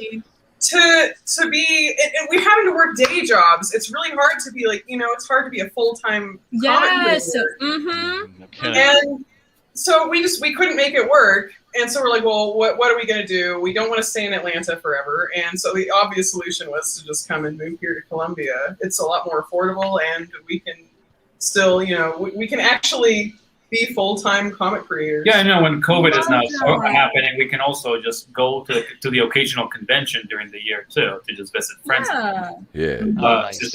We've just been particularly distanced during this time. Yeah. That's my brother-in-law is from Calais, Colombia. So, or Cali, I don't know how you pronounce it. If I'm mispronouncing it. He's Cali. He's from Cali, Colombia. Yeah. So him and my sister got married down there. They live in the States now, but yeah, that's cool that y'all live down there. I really wanted to go to the wedding because where they got married, the pictures, it was beautiful. Oh yeah, Cali is great. Like we haven't actually taken AC to check it out yet. Okay. But it is really hot around there, and it's there's a lot of water, beaches, and a lot of sweets. So that's all things that Ooh, there you love. go. But then again, you did say that you were overwhelmed by cocada. Cocada is way too sweet. You can't eat it all at once. What is it, like a sweet liqueur or some kind? Is it like cloyingly sweet? Cocada is like think of like the size of a pancake. Okay. But it's a bunch. Small pancake. Yeah, but it's like it's a pancake essentially, and then but like it's made out of a bunch of thick shavings of coconut that have been put on oil to fry with a bunch of dark sugar, and so it just comes like this big That sounds good. sugary pancake. That sounds delicious. Yeah, So it people does. have it in, especially in coastal areas. They have it just like walking around town, and there's a bunch of ladies that go around just with big baskets of cocadas and sweets on their head selling them. Oh, so it's like street food. Yeah, it's a street candy. That one, and they also have like these ones that they look like little spongy cylinders. They're like about like this big, but they're actually like cocada for me is fine. It's a bit sugary. But this little gelatin is probably the sweetest thing I've ever had. We have this gelatin here that I just bite like a tiny bit of it. It leaves my mouth tingling. What's it called? It's just called gelatin. Oh. It's just a very strong gelatin that we have here. It's made of horse bone and I don't know what else, but it's so sugary. It leaves my mouth just shaking from how sugary it is. That's a bit too much for me. Yeah. I think I'm a pass on that one. But then again, I'm one of those people that when I taste something horrible, I turn to my friends and go, "Oh God, this is terrible. Here, you got to taste this." Yep, you got it. That's like a guy thing. It's like, this is bad. You got to taste this. And you're talking about these little like sugar fried pancakes, and that sounds a lot better than my latkes. I'm not gonna lie. Latkes. It's like a Jewish potato pancake. Right. Oh, okay. Yeah, they're good, but they're nowhere near as good as what you're describing. And now I'm hungry. Yeah, Yeah, we have funnel cakes. Right? Yeah, you funnel cakes, elephant ears. It's like, hey, elephant ears. Woo. It's like, hey, I deep fried a tire. Do you want to eat it? Absolutely. Yeah. Why again are we the most obese nation? And I can say that living in one of the most out of shape states in the country, where like I used to be like I said, professional wrestler, bodybuilder, and now I'm just like I got back into working out, and July is my vacation month, so it all went to shit. But it's mercy. like I look at people and they're like, man, you're in really good shape. I'm like, well, I guess by comparison, okay, but thank you. You know, it's like, I mean, I can see my toes. I'm in Michigan. I got that going for me, right? There you go. That's an achievement. You should be proud of that. I'm not from Mississippi, so I mean, I've got that going for me. But no, I'm not casting aspersions on Mississippi. I'm just kidding, Mississippi. I like some of you. By the way, I do speak a little bit of Spanish. It's really not that much though. I can like do groceries and like answer the phone sometimes, and that's about it. Nick and I have been like I've been practicing on like Duolingo because it's free, and also Nick and I have been watching like kids shows in Spanish. Yeah. So, I would recommend music, right? Because it's a perfect mnemonic device. If you could find some like really dope Spanish language bands, like this is what I do to learn German, is I'll listen to like some German goth metal, then I'll print up the lyrics and I'll translate them, and then listen to the music and sort of sing along in English, and then sing along in German, and then sing along. You know, that's probably like how a lot of people here in Colombia actually started learning a little bit of English, but it's also how it's been popular to speak Spanglish so much. Spanglish, yes, Yeah, the language. it is. I can't help but just I tend to have a bad reaction because it's popular here. It's kind of like in Japan, where you just interject a bunch of English in there to sound cool. A lot of the young speak around here just jabs English into Spanish for just common words. Interesting. Listen, some good Spanish bands. Mago de Osa I've really liked. I love those guys. Yeah. Let's see. Oh my gosh, what's the Colombian guy who's really popular? Well, I don't know, but I particularly like the Magnificos Cadillacs. Those are really good. Yeah, it's a very old band, but I quite like those. It's like it was early rock. Who am I thinking of? The really popular Colombian guy who does like all the Colombian pop music here. Yeah, like who's your Elvis? Our Elvis? Shakira is Colombian. Oh, Shakira. Oh, Shakira. Yeah, I guess Shakira will be kind of like our Elvis just because she actually was popularized outside of Colombia. Right. Yeah. Oh, you're thinking about Juanes. No, I'm thinking about the other guy. I think Juanes is okay, but I was thinking about the other guy who does all like I was not talking about who was good or bad. music. I was talking about who was popular. Right. Yeah, I mean, you know, I just recommend it as a way to learn a language. It definitely helped me. Now, like in France, for instance, it's like Johnny Halliday. Carlos Vives. Right, yeah. Yeah, I like Carlos Vives. No, it's just AC was trying to remember a very popular artist around here when you mentioned that like who was the Elvis. Like you're right, Carlos Diaz is a very, very popular artist around. It's like he's beloved all around the country. Yeah, he has some really catchy music. Cool. No, sorry, carry on. about French music, was it? No. I was just gonna say it's like amazing how huge artists can be in like one country or basically the entire world, everywhere except America, right? But that's changing now in a major way. I mean, look at how this anime manga outsells the combined input of the entire American comic book industry combined. Mm-hmm. One comic. I think it's but not music just though? International in America. There's like different K-pop is markets. huge now, right? And I've never listened to K-pop. I have zero interest in K-pop, but I love the fact that K-pop is popular. Mm-hmm. Is it popular? It's oh my gosh, it's so huge. popular. I know that people. K-pop I know store that in my it's. mall. Like I boy know that it band. has a following, but I know that people will say it. I've only actually heard it being played in public once. It's kind of popular here too. I remember like the last time we were actually at a real convention here in Colombia. There's like a big thing about K-pop as well. Like it's everywhere. Yeah, I'm just That's me, you came back. Hey, I hope it's a you guys- Vinny. It's What up, the dog? I hope you guys enjoyed the adorable interlude with the Zamudios. All right, Vinny, you're forgiven. Yeah, it's my wonderful internet connection. Just shit the bed. Gotta love It it. happens, brother. It Amber Hearded the bed. What are you talking about? Oh, snap. Mercy. I honestly Johnny just Depp assumed, came in. because I don't know how StreamYards work, but I just assumed that when the person that is actually kind of leading the call falls, I would have thought that we all fell. I guess I'm glad to see that that's not the case. No. Yeah, that's Nope. No, the thank room you is for still everybody there. still here. Yeah. 'Cause I just thought that Vinny just stepped away to just have a That's smoke what I without thought. telling anybody. We could have been talking mad shit about him while he was gone. Well, I hope not. I'll have to go back and watch that part. Oh shit! I didn't think about that. He's going. Damn. He's going. Jamie, I need to see that footage. Jamie, play that footage. Going Joe Rogan on us. Jamie, I need to see that tape. I'm just Yeah. getting acquainted with StreamYards right now because I'm going to start streaming myself. I'm not planning on having like a regular show or anything like that, but I do want to maybe do like some interviews and some panels. I want to be the Charlie Rose or the Dick Cavett of like streamers.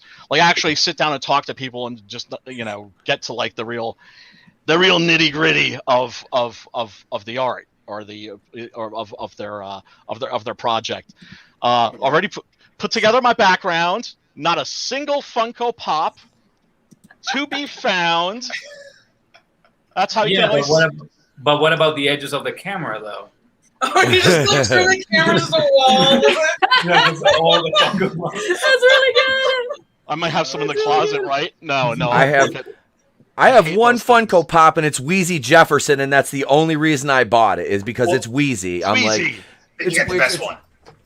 hang on, I gotta reach off. The son of a bitch is off camera here. I gotta order George. They didn't have George in the store. No, not Costanza. Where's my calzones? Not that one. No, but I bought Wheezy. I'm like, it's not often you see anything Wheezy Jefferson. So I'm like, Wheezy was a G. Yeah, I'm buying that. So like I said, I'm gonna order George too. But I like that, Brian. A Dick Cavett reference. I was like, a man of great culture. I see. I'm like, yes. It's not often you hear a Dick Cavett reference. I'm like, nice. Well, I was an English lit major, and I studied Shakespeare and Chaucer and all the greats, Dickens and such. Yeah. I just I dig it. One thing here's the thing about knowledge. And why I'm so against gatekeeping is when people are in the know about something, say like a fandom, right?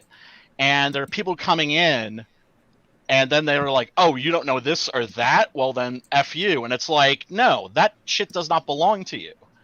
That stuff belongs to the world. I think it's awesome that K-pop is popular here. I think it's awesome that there are kids in China making rap records. I think it's awesome that there's kids beatboxing in Japan and Germany. One of the things I love about this scene is that it's international, right? We got peeps obviously from the United States, Canada, Portugal, Brazil, Mexico. Do we have anybody from France? Australia? I mean, does Simon count? He's French, sure. Quebecois. And I say that because I like saying the word Quebecois. Belongs in a museum. But yeah, I just before Raven needs to go, I just wanted to showcase this again one more time for hell people. yeah. God bless. If you guys haven't seen it, I know we jump all over the place, and again, apologies. Again, I know Chrome and StreamYard are not friends. It's just happened before on other streams as well. When there's too much being pulled up, the thing crashes for some stupid reason. I'm using Chrome and StreamYard right now. Am I doomed? Either that or Vinny is just making. Vinny, don't. Maybe it's different when you're hosting. When you're hosting, because it's all the different tabs, lags down. I don't know. It's horrible. I heard it from a number of people as well, but it does pull a lot more power when you're hosting. Yeah. I have 500 tabs open too right now. It makes me think that my stream is going to crash any second. Right. Well, that's the thing is, if I'm going to start streaming, I got to know this shit. Right. So I've been doing little experiments here and there. I'll probably going to maybe do my first stream at 3 o'clock, 4 o'clock in the morning when I know nobody's watching. Oh mercy. Yeah, but Keely Chow, I had to dip out before for that. That was a good excuse. That's why you were gone. It was the casting couch. Yeah. Did you want to be a star, don't you? Did you try that free sample of the app when you purchased your tickets to Wakanda Land? Wine and Dinestein. Did you use your And for those of you who Red and Vinny are the only ones that are going to get that reference, I apologize. My co-host Tony does some animations and stuff, and he made a video called Wakanda Land, spoofing Disney's Wakanda Land. And at the end of it, he's like, with every with every ticket to Wakanda Land purchased, you get a free trial, a 30-day trial of the new dating app from Leslie Headland called Wine and Dinestein. It's a sure thing every time. That was at the end of the Wakanda Land video. And Wakanda Land, if you're wondering, did have a Planned Parenthood. So there's that. We're responsible. We're responsible engineers. So yeah. Oh shit. You just said a mouthful, son. Yeah, Oh, dude, That's every time. I got more. But yeah, real quick, Brian, what is your YouTube handle? So people know out there. I'm looking right now. You have a wrench on my channel, right? I think so. Or if you do, you can drop I'm it just into at your Brian. I'm just at Brian Christgau. There you That's go. the name of the channel. The name of the channel is my name. Hey, And there it there's is. some If you there's guys some don't old know how to videos spell on it, there. It's on the campaign. The Barbara Steele tribute video that I did. That's really cool. Oh, Oh, nice. and videos of Ethan and Cecil talking about how much they love Six Gun Gorilla. Oh, and also the worst package return, the worst comic return ever. I told you about this one, Vinny, right? The one that went to Singapore, and it got sent back to me, and it looked like it had been microwaved. Yeah, I had one come from. Oh, right, yeah, Singapore as you well. told us that. Yeah, was that on Irene's stream or was that on another one of Vinny's? I'm not sure. I think that may have been on one of Vinny's, but I remember I hopped on Preston. Preston was streaming at that moment, and I was like, "I'm sorry, I have to share this with somebody," right? Yeah. And I showed the video that this. Oh yeah, that's right, because it didn't get bounced back to me. What happened was the guy who got it did a video where he's showing like how the books looked, and they looked like they'd been like at first it looked like water damage.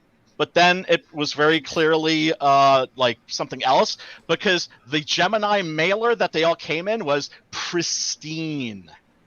Pristine.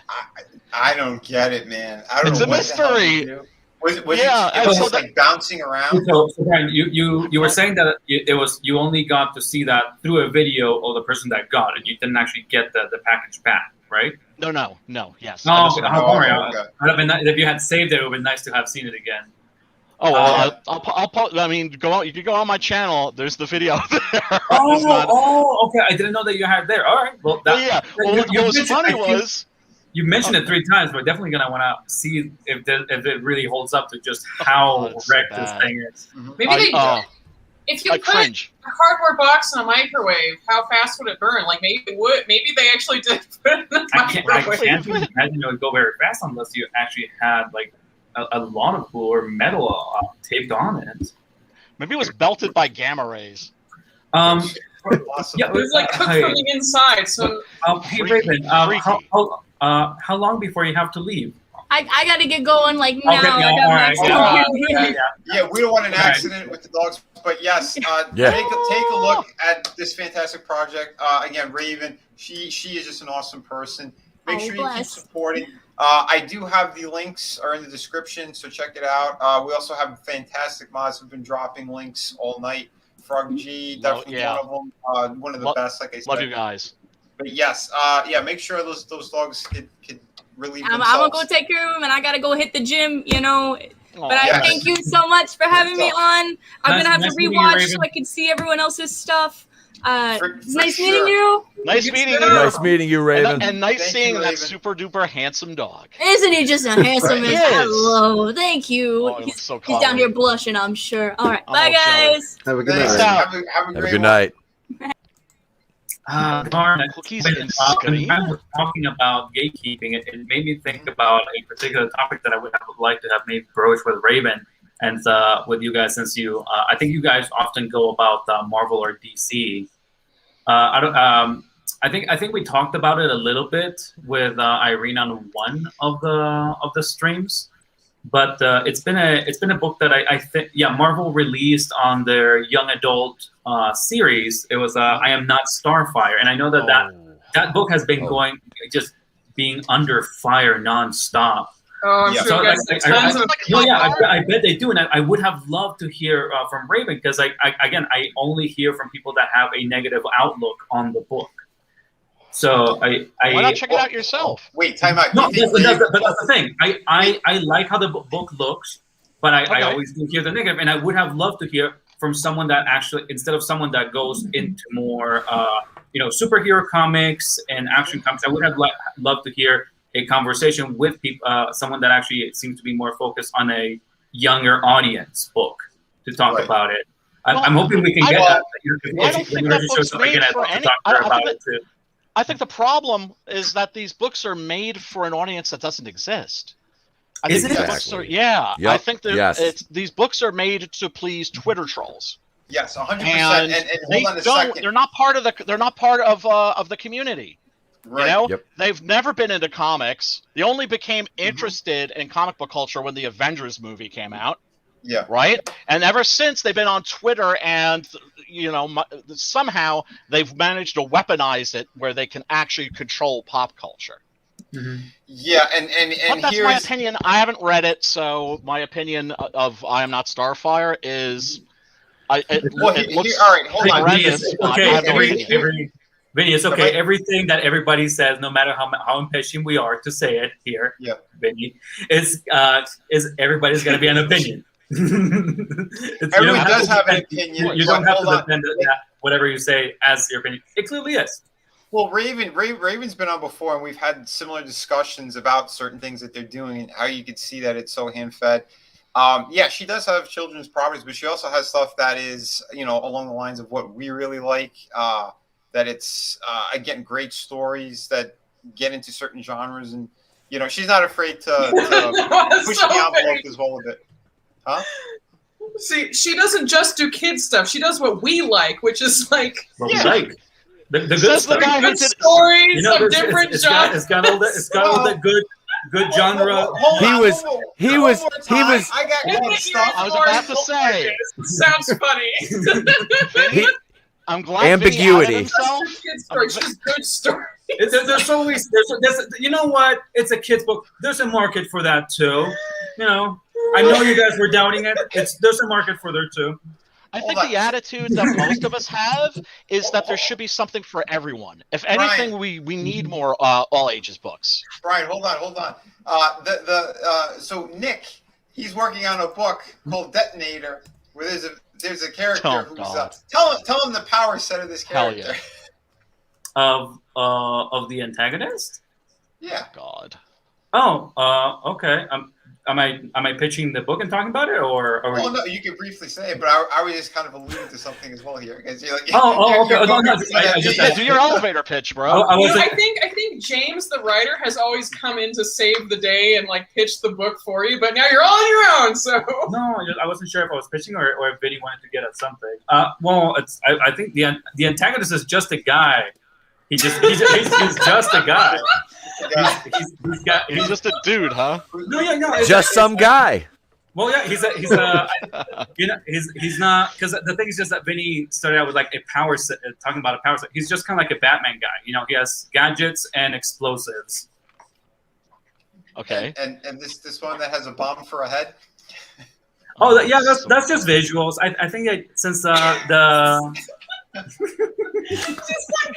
it's time to pitch the book. Who's the antagonist? He's just a guy. That's just visuals. He literally said it was, I'm not pitching the book. He wanted to get at something. All right, fine. You're new to this. Don't sweat it. Don't sweat it. It gets a lot easier. It's all right. But definitely But work on your elevator pitch, because it's really good to have one. When somebody just wants a quick rundown of your book, like for Six Gun, it's a very big ape with very big guns, blowing very big holes, and very bad people, right? So it's just right then and there, people know if they want to read it or not. Look who's here, sort of. Oh hey, what's up? Hey, come back. What up, Greenie? The link should still work. You change it behind So, your back. so Nick, not to not. I hope I don't come off in a scolding tone, but work on your elevator pitch, because if you can condense it to one sentence, that gives people an idea of what the book is about. You're going to find that very useful. No, I get you. I wasn't sure if I was pitching it right now or not. Yeah, No, dude, I mean, that's what the elevator pitch is for. If you just want to tell people, just a little bit I'm about it. You can, teasing him, but but I don't Nick think is- he's never actually thought to come on. Here's never been a plan to go in and pitch for Detonator. He's kind of left that up to James. So I'm sorry. I'm just teasing If you. it's too much pressure, we can hit the trailer as well. Want to hit the trailer? Hell yeah! Don't feel any pressure, honey. Don't worry, we'll pip it for you. Like I said, You know if what? want I actually more like to see it adorableness, because It's 'Cause right here between these two. I think when we actually were writing the campaign, and James was going to come out for the first one, he was actually just recording the trailer. So yeah, Vinny, would you mind if we watch it? Because I actually haven't seen it myself. Let me know if I can't remember if I hit the sound. How far would you guys hear it? go to help a friend struggling with depression? Kaz would blow up his friend's house.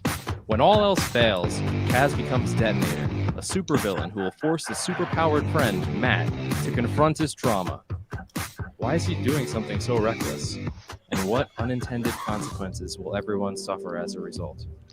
Back our Kickstarter to find out. Detonator's first 3 issues are complete and ready to print. This Kickstarter, every single cent we make from it will go to printing issues of Detonator, as well as funding future issues of Detonator. If you pledge to our Kickstarter, we've got plenty of awesome rewards and add-ons for you to choose from. Younger and sexy. This Kickstarter is to fund the printing of the first 3 issues of Detonator, written by me, James Parrish, and drawn by Carlos N. Zamudio. Detonator is an action-packed thriller in the style of The Boys and Invincible that explores PTSD, isolation, and misguided supervillainy. You can get all 3 issues in PDF format or printed and mailed to you. 1 or all 5 of our variant covers. You can even get drawn into a future issue of Detonator. If you like what you saw and you're interested in supporting Detonator, then consider pledging to our Kickstarter so it doesn't bomb. Boo. Boo, James.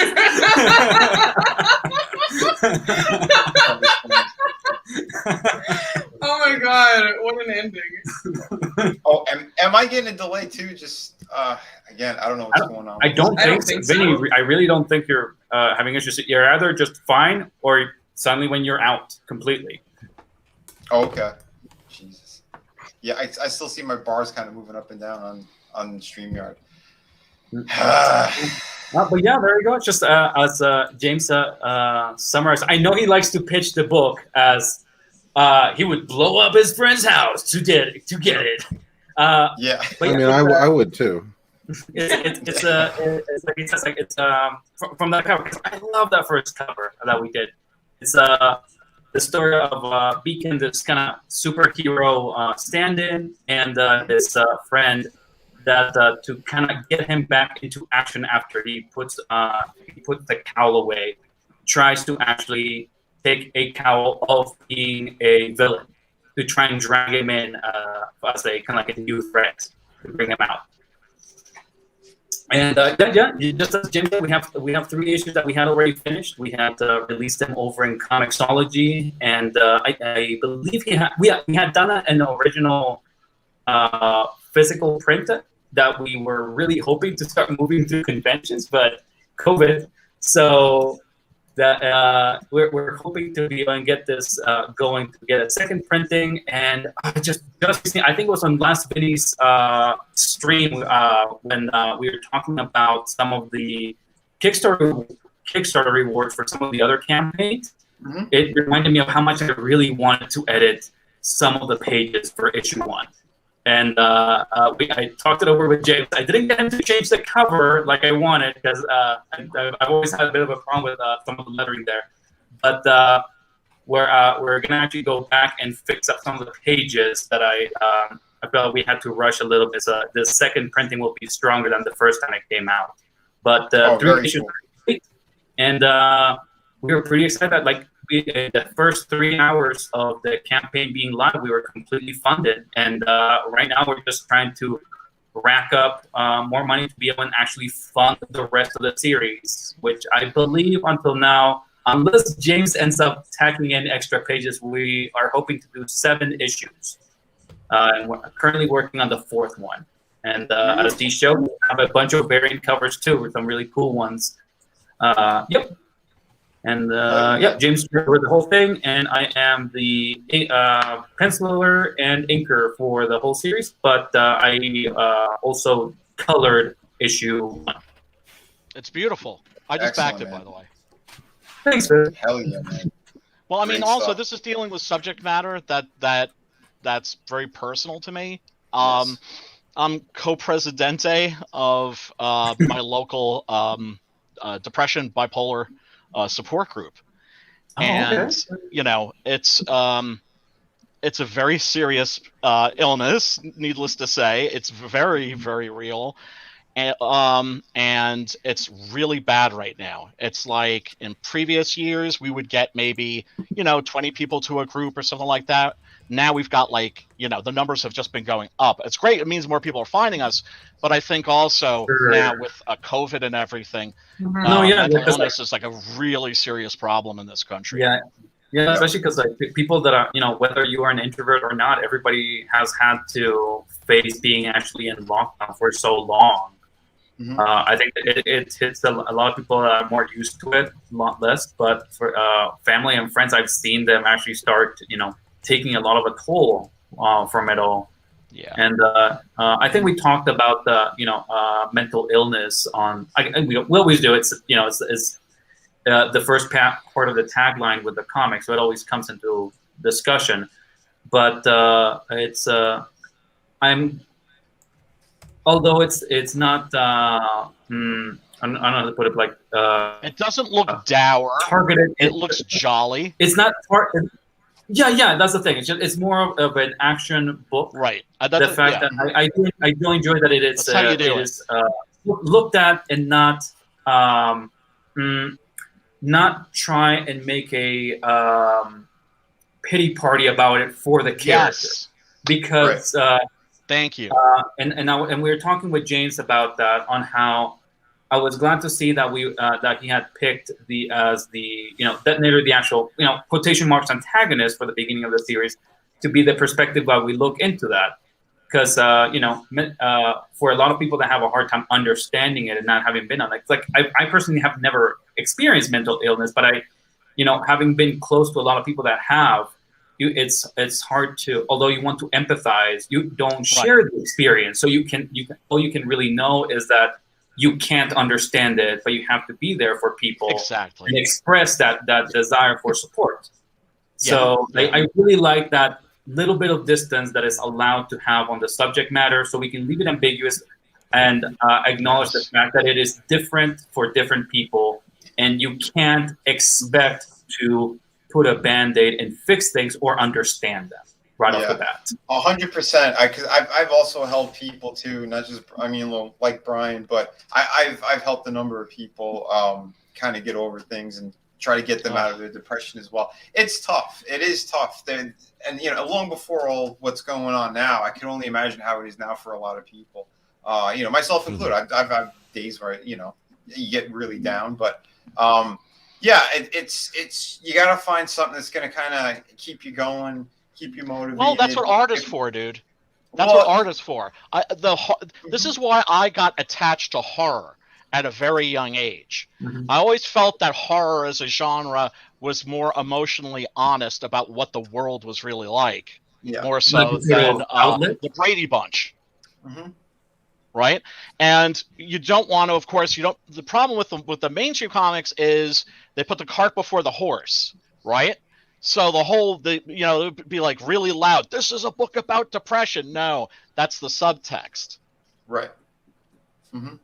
Yeah, this looks really, really cool. I can't wait to it does, man. And Nick, you really crushed it. Like I said, not only are they adorable, but they have a ton of talent.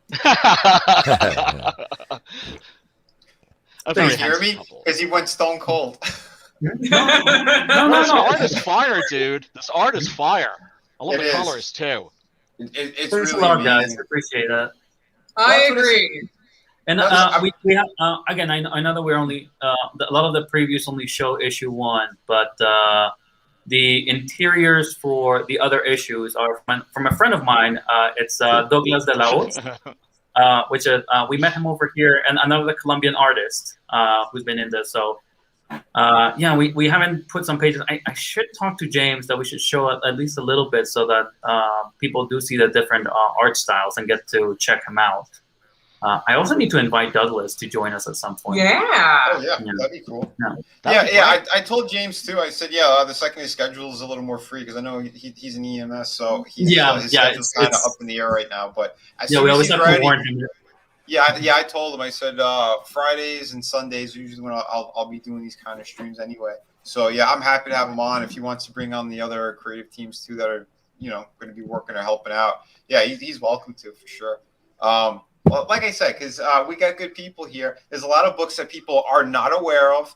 That's why I like to showcase and talk with other great creators. And like I said, just hanging out with Rini and you guys over on her channel. I saw how great you guys are, how serious you are about the work, and creating really cool projects. I think we all kind of mesh pretty well. So again, guys, if you haven't yet, back this awesome project. I just did. It looks amazing. Sweet. Yeah, I believe James said too that he wants to jump over to Indiegogo as well. He was unaware of it. Well, yeah. It's just when we started out, we hung out around the convention circuit on mostly on like Heroes Con and stuff. Right. So we always just heard about Kickstarter. And I also, whenever I had collaborated on like anthologies or other books, we also just did it through Kickstarter. And we funded it, worked out fine. And it's only because when we joined Irene on her new venture, is that we kind of got to know all of you guys and how hard you push for Indiegogo. So James was immediately, sold on that. So we're hoping to actually do the Indiegogo for the next campaign when we fund the rest of the issues. Beautiful. Yeah, it should be good. But yeah, Eric also had that question if you have your own IP that, you plan on launching. Oh, geez. I don't know, Eric. I mean, I've never been much of a writer. It's a natural knack for it. I feel like I like being the asshole that my friends bring their stuff to, because I never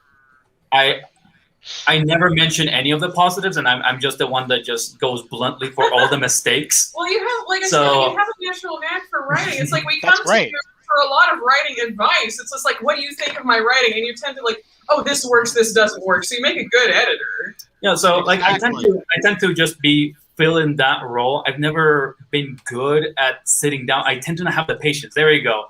I tend to not have the patience for writing. I do really like art and drawing. I work on a few things that, because as an art, I feel like I can't help but just have a few things on the back. I don't know if I'll ever make something out of them. Well, but sure. We all have at least a few of those. Wait. Your household is very creative. So my question is, would you, both of you, figure out something or kind of brainstorm some kind of project? Maybe, I don't know who would take the reins on writing, but have you two discussed working on a project? We have. We had a project, one that I quite like, but I think AC was kind of lost esteem on the original idea that she had. So I don't know. It's on the back burner still. Yeah. I don't know if we'll end up picking it up again. I don't know. I just feel like Nick and I have, when it comes down to it, I feel like we tend to have different preferences on the kinds of stories we like. We really do. AC really likes like period pieces, things that she likes to do a lot of concrete research for. Right. I do like more stuff that is midget wrestling. I know. make my breasts what, Vinny? What? What? I said it. You like midget wrestling. I got it. Oh, okay. I was like, hell yeah. Vinny became very forward after he's trying to overcompensate about my cuteness. Okay. But yeah, it's like, so like I like a lot of stuff that is not so much about research. I like free flowing stuff, more things. I don't like. I like to lie more on metaphor than actually concrete stories. So I think I line more on psychological horror. I quite like on stories, and I do like developing that kind of stuff. But it's like. Mm-hmm. It's a back burner stuff. I don't even know when I would ever finish that. But to answer your question, Eric, I have been working on something, but it's not actually a comic. What I've been, whenever we on a stream, especially with Irene, we go off on how much we like Pathfinder and stuff. I've been slowly developing a module, which is kind of like a little campaign adventure, a booklet, and I'm trying to gather together a lot of Colombian creators around here because I would love to showcase them. Because we don't have a lot of a spotlight over here, but I think that we have a lot very common ground on the style of art that we do around here. Right. And I think it can be very appealing for a young audience because there's a lot of influence for like street art and graffiti that goes into that. So I'd love to kind of get that, use a lot of them because a lot of them are familiar with doing more concept art stuff, do this little adventure for Pathfinder stuff, and we might even have figures and stuff that we would like to model and show off like that. But I don't know when that's coming. We're still working it out. Not just that, but also like in terms of us collaborating, like I don't think that Nick and I are ever like I don't know. I don't think we're ever not working together on something. Yeah, at some point. like he's all the work I've done in the last several years. Nick's been coloring it, and we're constantly critiquing each other's work. And that's the thing. Is like I'm not much of a writer, and I tend to actually not enjoy writing. It's an occasional thing. I love designing monsters. I love doing covers. I like coloring. You do have ideas for stories. Yeah, but I don't tend to enjoy writing them. I like jumping into things. I'm happy just being able to wing it on D&D and stuff. Well, see that's why I also asked, because I know that you are working together, almost all the time. But also, I was just curious, if you had like your own IPs that you really wanted to kind of merge together or something. But I know Ariel, you told me you're working on something. Well, something that's been in the works for a minute. But it's something you're very passionate about. So eventually it'll come out. Yeah, and that's what I mean. Again, there is plenty of great stuff that's going to be coming from these two. And once again, if you want a taste of some of it, you have some here. That's for sure. Because Nick he's doing all the artwork. Well, on the first issue, but yeah, he's doing the pencils and inks for the entire series, which is, you said, 7 issues. And he does do amazing work. So if you guys aren't that familiar, go check him out. The link is in the description. I know Frog G's been dropping them as well. Frog G! Yeah, hell yeah, man. The G. It's a G, without a doubt. Oh, for sure. He's a gangsta. Sorry, man. Yeah, if you ever do get around to writing something, I'll be like right there to help you out with it. I was going to volunteer myself as well. Mm-hmm. I discovered that that I'm actually surprisingly good at taking other people's ideas and running with them. Ooh. Here's the thing. When you're writing for somebody else, right? When it's a work for a hire situation and you're the writer, the way the relationship works best is if everybody puts their egos aside and all you care about is the finished product. Mm-hmm. Like, you'll never have somebody go, well, we're going with my idea because my idea is better because it's my idea. Nobody gives a fuck about that. Mm-hmm. Oh, you know what I'm saying? All that matters is the finished product. So you just be raw with each other and just keep trying to make it better and better and better and better and better.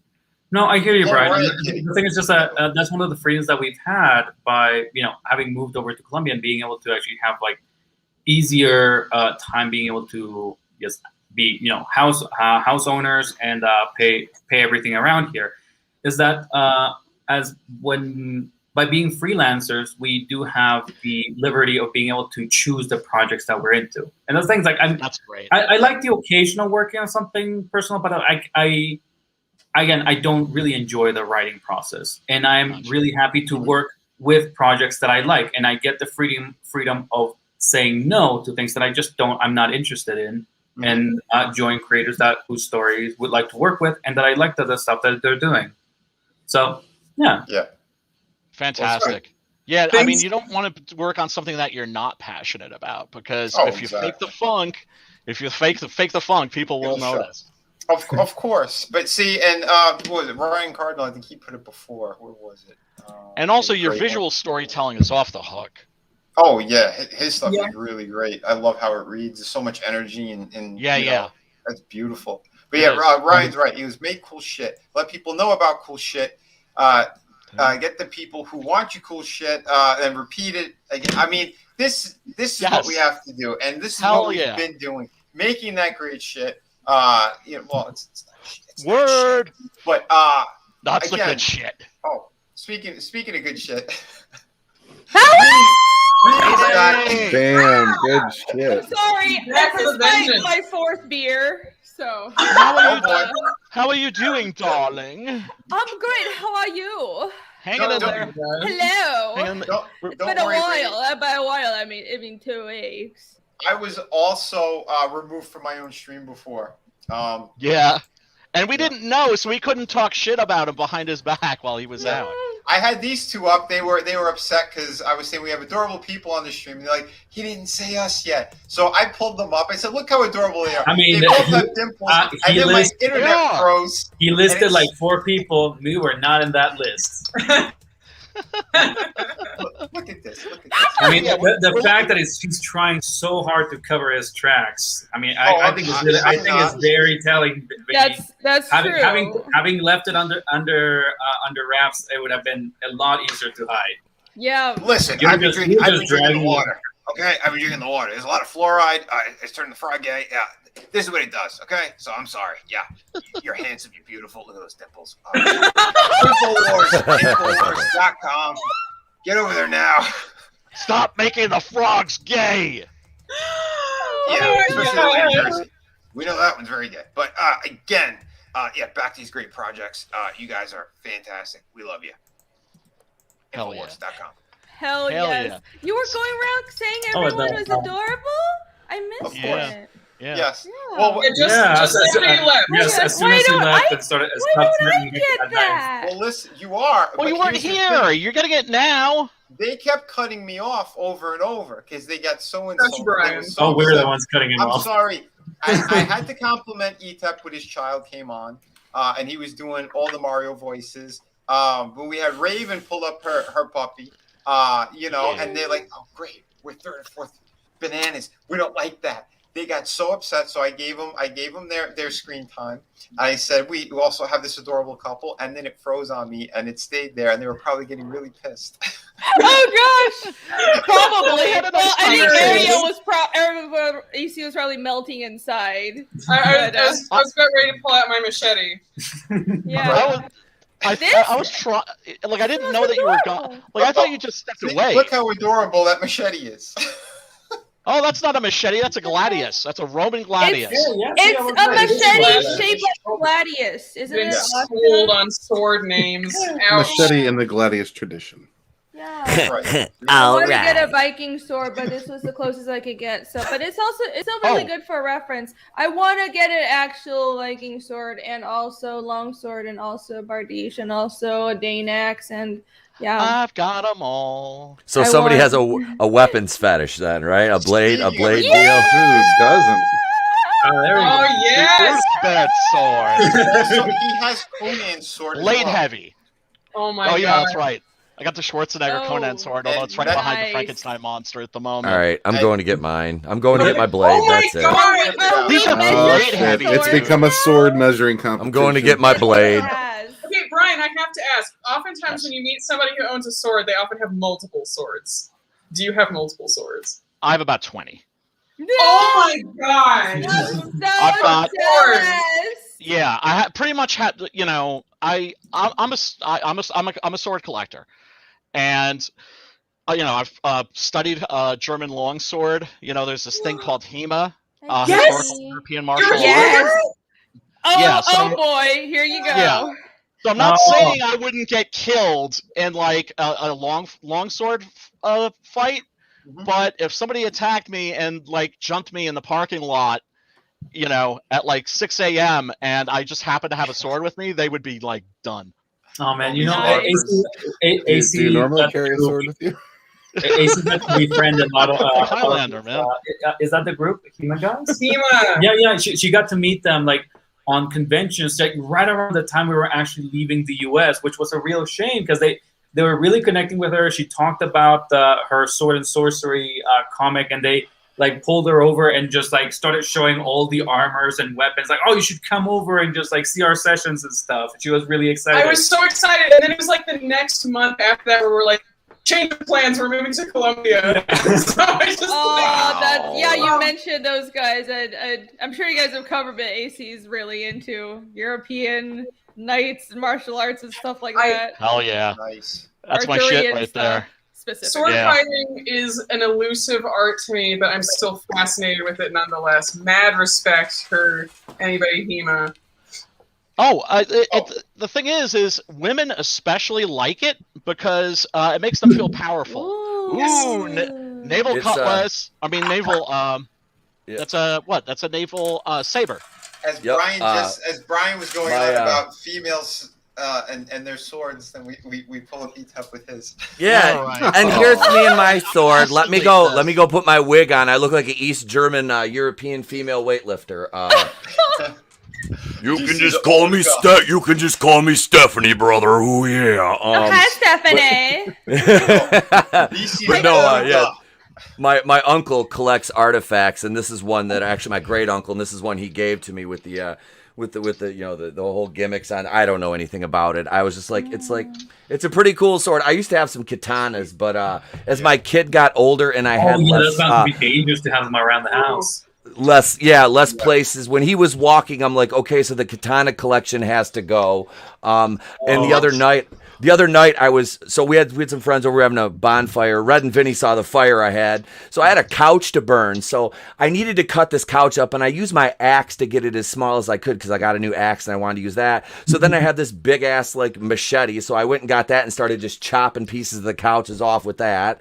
I was like, all right, so I have this knife especially for removing intestines, and I'm like, well, this will use to pull the fine pieces apart. I'm like, I haven't got a chance to use these yet, you know? Yeah. See, I am strapped. I'm strapped, yo. Oh no! Yeah, oh my god! Yes. Yes! Oh my god! I'm so jealous right now. Oh, Scottish naval cutlass. Oh, I like that. That is beautiful. Yeah, let's see that hilt. That looks cool. Yeah, that is It beautiful. looks cool, Huh. and it looks brutal. Nice. Yeah. Looks like you can punch the someone pommel? with that. Imagine getting hit on the top of the head with this. No, thank you. I'd rather not think about that. Boom! Yeah. Obviously, it's a short blade. Vinny would know why they had cutlasses like this. Is because you might be fighting below decks, in which case you don't want to, be catching the ceiling. Yeah, so it's so interesting looking into why each weapon was designed. And there are just so many things you wouldn't have thought about. And ooh, look at that little guy. And this is why I'm addicted to swords. They're all different. That? And the way you use them is always a little bit different. So there's certain crossover stuff that's common with all swords and sword fighting, but then there's just something unique to all of them too. This is a German Langes Messer, which means long knife. Oh, right. It just looks like a giant dagger, dude. You know what? Coming from Pathfinder, I was kind of crossing my fingers like, I hope that's a falchion. It is almost. Basically, this was. They're a little bit. Falchions have wider ends. Mm. Oh, okay. They're a little more machete-like, right? Mm-hmm. A little more blade heavy. Yeah. A blade like this was also illegal. A way to skirt the law, let's say, because if you were living in medieval Germany, you could not carry a sword if you were a commoner. Oh, but that was not categorized as a sword. It was not categorized as a sword because the tang, that means tongue, of the blade goes all the way through. Oh. So it's just stop there, peasant! You have a sword! It's not a sword! It's a knife! It's just a really big knife! Yeah, it's a fucking short sword is what it is. That's a silly way to define sword. Somebody could just buy a katana. Did people actually get away with that, or did they just get slapped for trying to give? I don't know. That sounds like the kind of stuff that you just get slapped for giving lip. Dude, Brian, what time period in Germany? I would say about the 15th century, 15th, 16th century. Okay, yeah. And there's a long sword I have, a Tinker Pierce. Yeah. These are nice and affordable. Very nice and affordable. Oh, the ones I looked at were not nice and affordable. Hey, Ita, when you were talking about the katanas with that you had to take away, did you have to put them off in storage, or did you end up having to sell them? I didn't have to sell them, but I posted a picture of them on Facebook, and a friend of mine who is very into blades was like, she hit me up right away. She goes, I need those. So I ended up Yeah, boy. I ended up selling them to her. That is beautiful. Yeah, Nice. I killed something with this the first day that I got it. What? Oh, dude. Well, damn. There was something crawling that was kind of big, and I took out the sword and I came Holy out. shit.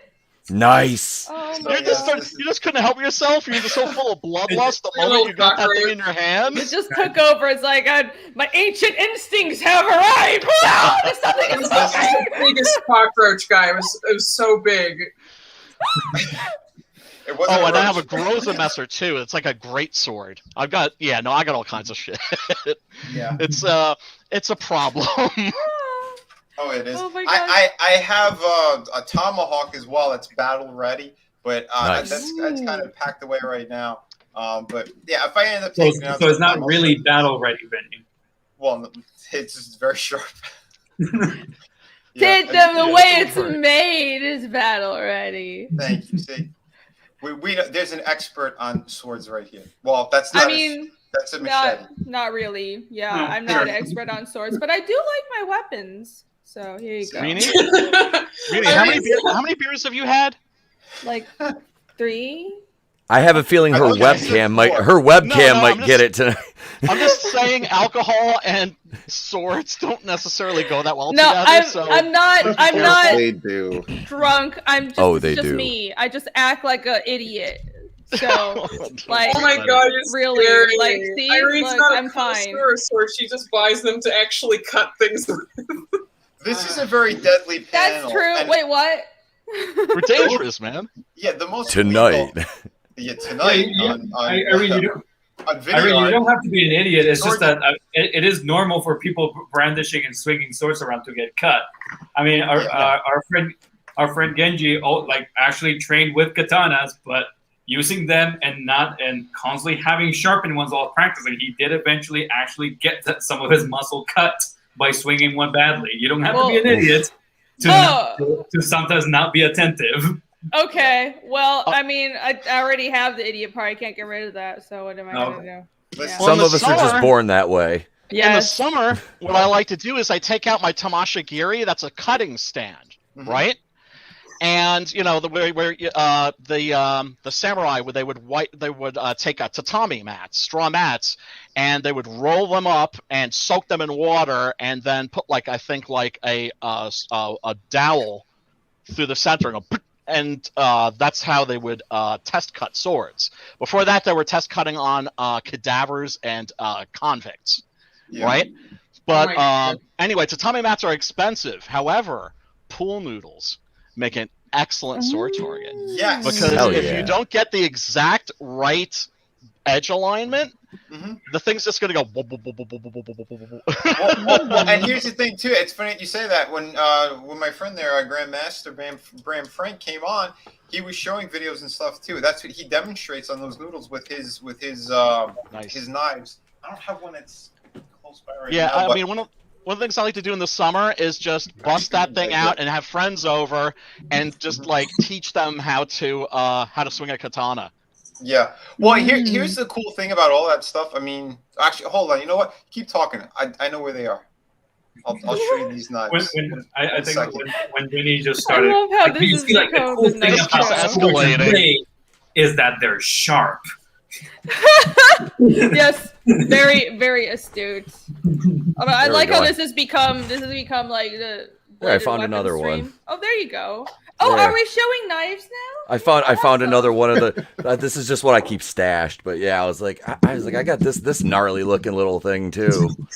Honestly, I just have a couple utility knives. I have hiking one, but then I have Yep. a pocket knife that I always have with me, and that's it. I want This- more, but I've been spending all my money on fixing my house. So This goes hunting with me when I go out in the woods. I take this one out with me. on yeah, my that hip looks like usually. a hunting knife. Yep. Well, I've got that's just in case we run out of ammunition and the bear's still charging. Right. You know. Oh my god, yeah. I've heard Yep. some stories. I got a friend who went Yeah. hunting a lot. And yeah, man. Whew. Those Those bears, they don't fuck around. And I'm not even talking about hunting for bears. I'm talking about like deer hunting, and Mr. Bear comes into your bait pile, and you're getting ready to leave, and it's you and him, and it's like, okay, so let's see, I've got a couple magazines, and you're about 500 pounds, so if it comes down to it, I'm gonna stab you before you eat me. Yeah, that's how it is. So all right, so this is actually designed by Bram Frank. He's a part of Mensa as well. The guy's a super genius. But this is called the Crimp, and as you can see at the end here, this is kind of used like EMS people could use it. Lots of people could. This is like a safety kind of weapon as well, or utility kind of thing. But this is like it has like a trainer type of front part, so it's not a blade. These are, it's not going to cut me. But the thing is, like, if you use it to, if you want to stop somebody, or kind of his whole martial arts style too, because it's based off of kind of Filipino. It's like it's like hooking the wrist in certain parts like that, and like cutting this the tendons. it's cutting tendons is something that I seen the damage that these things could do. Yeah, man. I was like, holy shit, man! I won't sleep again. Because dude, it's insane. Just don't fuck with Filipino people. That's all. Somewhere else with this, like when he's just like, I've seen the damage that I can do, and I was like, I gotta get myself one of these. Well, no. I became friends. Listen, you guys don't know him yet, but yeah, I'll have him back on. This is like a nice ready one. This is sharp as hell. That's nice looking. Oh, this is killer. So they look like they feel good in your hand too. Oh, they do. And the way that he did it too, like with these kind of these parts, like the spinning that you could do, and you could change beautiful positioning in hands. It is really, really great. But that's why it's like, practice like with the trainers and stuff first, so that you don't get hurt. But like I said, the like you could spin it around, you could flip it. The way that he does it though in his martial arts style is so quick. Those dudes are sick. Yeah, it's like the pounding kind of thing. But I told you too, he worked and like he managed like kung fu. He made sure to get like one of the highest degrees in that you could get. He's been doing all of his life, and he kind of developed his own martial arts style out of all of that, mixing Jiu-Jitsu, just a Filipino martial art. He's amazing. But the thing is, what's great is that he's an artist first. He had an accident, and it kind of prevented him from doing stuff. But as a kid, he was sitting on the floor in the bullpen with Jack Kirby, Stan Lee. He got to meet Frank Frazetta and be friends with that whole family from when he was a kid. Oh my god, unbelievable. So when I encountered him, we were at a convention, and he was just like blown away by my work. He was just doing security there, and then he came over and he was like, "Holy crap, you are on another level." And I'm like, "Dude, thank." Like he was nice, kind of buttering up the my work and stuff, but I didn't know who he was. I didn't know anything about him. And then as he's telling me, I was like, "Holy shit, this guy's life story is incredible." He's been on twice already. The first time I think it was like a 3-hour interview. Red was there as well. Have I ever met him? I don't think I have. I can't remember. Sounds like a really interesting dude. Yeah, I want to get him back on again. Dude. Yeah, he's super interesting. But yeah, just a class act too. But again, he's trained these elite teams around the world. That's how I saw some of his knives and his weapons there. I see them in action. Holy crap! There's one that they call it. It's like the finger collector, because the way that you could just snip off a finger. Oh, dude. Dude, it's so easy. I know that I kind of know this guy who teaches Filipino martial arts, and what he's told me about Filipino martial arts, it is nasty. It's like, if you got to fight dirty. Parrot head. Interesting that you say that. It will kill. So Forged in Fire. That dude. He knows him. They've done shows together as well. I can't remember his name right now. The Filipino dude that he does all the stabbing. It will kill guy. Yes, he was doing a show in California at a crazy time, and he was calling up. No, I'm sorry, he was overseas. He called up in the middle of the night. And he had to ask him about something like the mechanism in one of his blades, because he was showcasing it, and he had to give him a breakdown while he was there, like on set. It was pretty wild. But, that's awesome. Yeah. On YouTube, there's if you look up that dude again, his name escapes me, but Bram he's all over YouTube with that stuff too. You could see him at some of the shows and some of the other product he has. And anyone who's watching, you could deep dive into my streams, or just type in Bram, and it should pop up on my search for my YouTube channel. And yeah, he's been on twice. You can check out all that great stuff. He wants to build up an Indiegogo. We discussed it for a while, but he was going through some personal things and a legal battle with some crazy people as well. Oh God. But that sucks. Yeah, Legal that stuff could be always draining. sucks.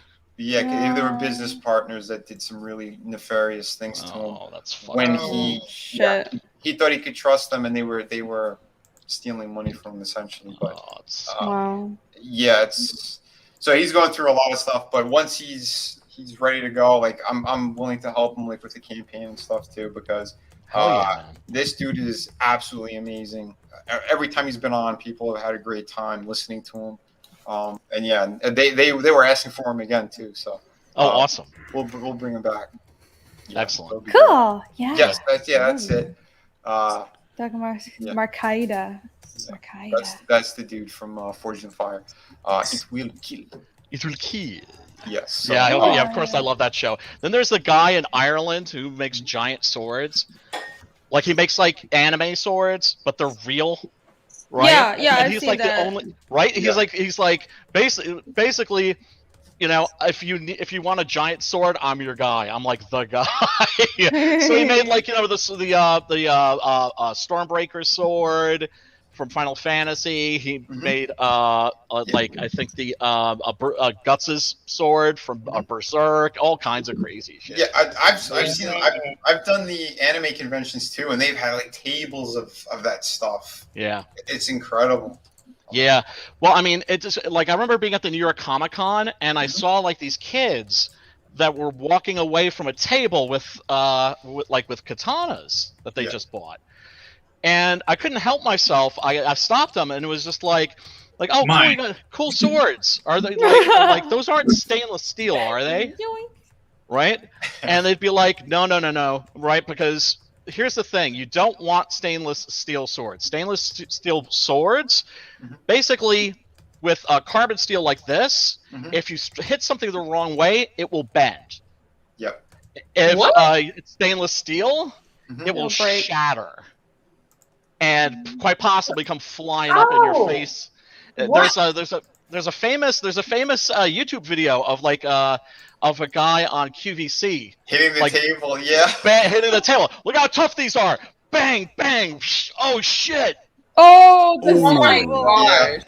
It broke up and stabbed him in the gut. Oh. Yeah, I mean he was okay and everything. But as okay as you could be. After you got impaled. After you got shanked, you got stabbed. It's only a flesh wound. 'Tis only a flesh wound. Exactly. Yeah. Gosh. Getting run through is a flesh wound. That's how he got the name Little Dicky. Oh, snap. Now what's cool about this is a Chesa katana, so it's designed specifically for cutting, right? It has not just one sword peg, it has two. So that blade ain't going nowhere. Right. Because there was an incident in Japan where there was a sword master was doing a public demonstration, and the peg broke, and the blade flew into the crowd and killed a child. Oh my god. Yeah. Ooh. Yeah. So that's why I have a little ritual. Whenever I pick up a sword, I say a little prayer. Please don't cut me.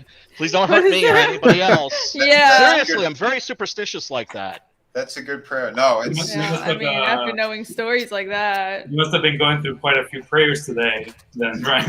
Oh, no, I gotta catch up. I wasn't. Yeah. Hold on, let me grab all my swords. Yeah. What's really funny is when I have friends over, right, and they're like, "Can I check out your sword?" I'm like, yeah, but be really, really, really careful with it. And they're like, and they act like I'm worried about them damaging the sword. Yeah. It's like, no, I'm worried about you damaging the sword, damaging you. Be careful. Yourself. Yeah. It's a freaking piece of metal. I don't care about the piece of metal. You got to see some of the collection that Bram has. He has the John Carter sword that the original guy like who designed and who was making them, like there were only 10 in the world, and he passed away like right after he finished Bram's. This thing is so sharp when he got it shipped to him. It was cutting through just the regular weight of the blade, just resting. It was cutting through the styrofoam and the wood that it was packed in. Wow. He goes, you know my knives, how sharp they are. I said, yeah. He goes, that's nothing compared to this blade. And he's got the life-size one. It's up high, too. I'm like, you have it secure, right? Yeah. Swords don't need to be that fucking sharp. They really don't. Yeah, but it was like crazy. That's insane. He's got first print too of the John Carter series. Wow, that's one of his prized possessions, and he has like a 13th century katana. This thing is unbelievable. He's got, he's got two of them. One doesn't have the hilt, like he's got a It's just the blade. It's just the blade, and it goes like you can see like the signature and the markings on it as well from whoever made it. He said it was a gift when he was overseas because he trained so many people, and he's picked up so many great things. And, that's awesome. I mean, amazing. Needless to say, my favorite section in the Metropolitan Museum of Art in Manhattan is the Arms and Armory section, and then they have old like katana blades. Dude, that's the only reason I love art, but that's the only reason I ever go to the MoMA. Oh yeah. Not the Met, but like right. It's paintings. I've seen them before, and it's really cool, and it's all light jargon. But it's like it's something different about seeing the armor and the weapons in person. Yes, that makes a huge difference. Mm-hmm. They've got this suit of armor that looks like it was made for a giant. Right? You can see because you can walk around it and you can see it in relation to like yourself in reality. So it's more like you can see this. Oh, this is a real person, and then you can see more how it moves. It's more intuitive when it's in front of you. I love it. Yep. Well, that's what I love. You know what else has some really cool swords? Oh yeah. Hey! Sunsworn. Sunsworn. Good novel. Yes. Good. And you can now get those swords in black and white if you so choose. We didn't make the goal for 250 to get everybody a free copy, but went ahead and put it up for sale. And any of the bigger tiers like Sirens of Sunsworn, Total Onslaught, any of the traditional tiers which have all been sold and drawn in tiers, I'm just going to give them out to all those guys too as an extra thank you. But yeah, man, we need some color. I really wanted this in color. I'm not unhappy I did it in color because it's a very colorful universe, and I think we need a bit more of that too because there's a lot of gritty stuff right now, and I just wanted to pop some color into this world, Absolutely, man. Yeah, that's what we're doing here, and yeah, man, it's a really fun story if you're into space fantasy adventure. This is right up your alley. Like I love fantasy, I love sci-fi, but when they mesh, that's where I'm at. I've always been a huge Star Wars fan up until recently, He-Man fan, Thundercats fan, Silverhawks, all that cool stuff, and all those influenced this universe. So if that's your jam, then spread some on your toast. I don't think I've heard that before. Familiar, Red. Yeah, you can take what the. Did that? Oh, what do you got there? Lionel. Hey, did you teach Lionel sword safety, Brian? Yeah. Well, they also go for your prayer. The samurai. Hachiman. Was that the character's name? Yeah, he was one of my favorites. Yeah, mine too. I had that dude. He actually came from Earth. He went through. There was like a dimensional tear or something, and he popped up over there in their world. Yep. I actually have a Snake Eyes with a Kung Fu grip that I'm thinking about using for a Snake Eyes Reacts to Snake Eyes video. But then I'd have to watch it. Oh, shit. Oh, shit. Didn't that just bomb? Didn't that just... Yes, it did. That got released, didn't it? Hard. That's getting eviscerated. That's what they get for messing with the character. Good. Good. I was so jealous of everybody's figurines, and like I had to leave everything behind when I moved from Taiwan back to. Well, I Oh was my gonna God. go back for my stuff, but that's why I only have like one sword, and I don't have my figurines. I don't even have my comics. I only have like a couple of books that I just bought since I moved here like about 2 years ago. But yeah, I haven't been able to go back because of COVID, so all my stuff is there, and I'm sad. All my. At least you know it's still safe, right? Yep. Oh yeah, See? yeah. I have my okay. whole family Positives. is there. Positive Okay. spin. Yeah, All right. I left it with them, so it's their problem. But it's, I mean, I don't care about. It's just stuff, but it's like I miss my comics. I had a lot of books, and like weapons and toys. There's nothing wrong with enjoying stuff as long as you realize it's just stuff. It is, yeah, that's right. It is just. Well, that's the thing. If it inspires you, if you know you like it, it's gonna spark an idea, and you know that kind of thing. Yeah, it's cool. Yeah, if it inspires you, makes you feel good, cracks you up, you know, Right. anything. That's what art is for. Yeah. Brian, you really missed an opportunity to. You really missed an opportunity to just say that while you were still holding on to your Thundercats figures. Oh man, it's like the gun. Let us not attach ourselves too much to them. He's gonna bust out his sword and say, "Mind your business." No, I mean, look, I like all my stuff. I don't love it. I love my friends. You know, the people. I love people and animals, but stuff is just stuff. If I were to all lose it tomorrow, you know, whatever. You know, that's the thing. We all go out broke, right? And can't take nothing with you. We all go out broke. That's why I sent that was it? Oh God, it's not Gachimon. It's Gaiking. It's like one of these guys, the Shogun Warriors. These were die cast. Die cast metal. Those are old school, aren't they? Yeah, they are. Yes, these were mine from childhood. Nice. And they served. But anyway, Sim is like, oh God, I hope this doesn't come off as like a virtue signal. He sees that I have like this particular character, and he's just like, dude, you got that. And I was just I was like, okay, dude, I'm packing that shit up and sending it to you.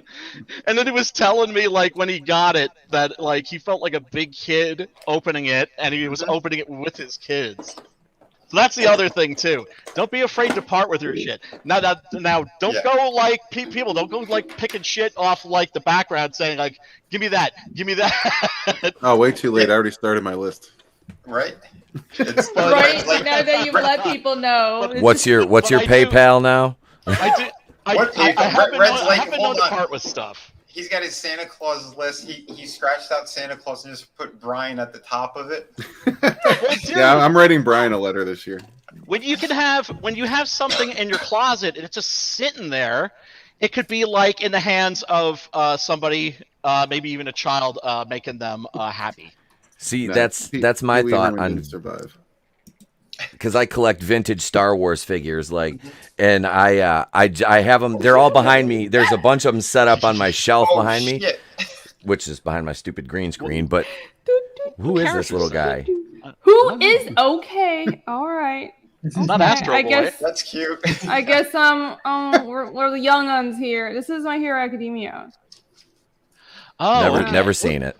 Look, okay, it's pretty good. That thing is. I've heard. It's really articulate. Like I never seen a Nendoroid this articulated. I got it at Tokyo Comic Con actually in 2019, right before everything got locked down. But super articulate. Yeah, the articulation shit.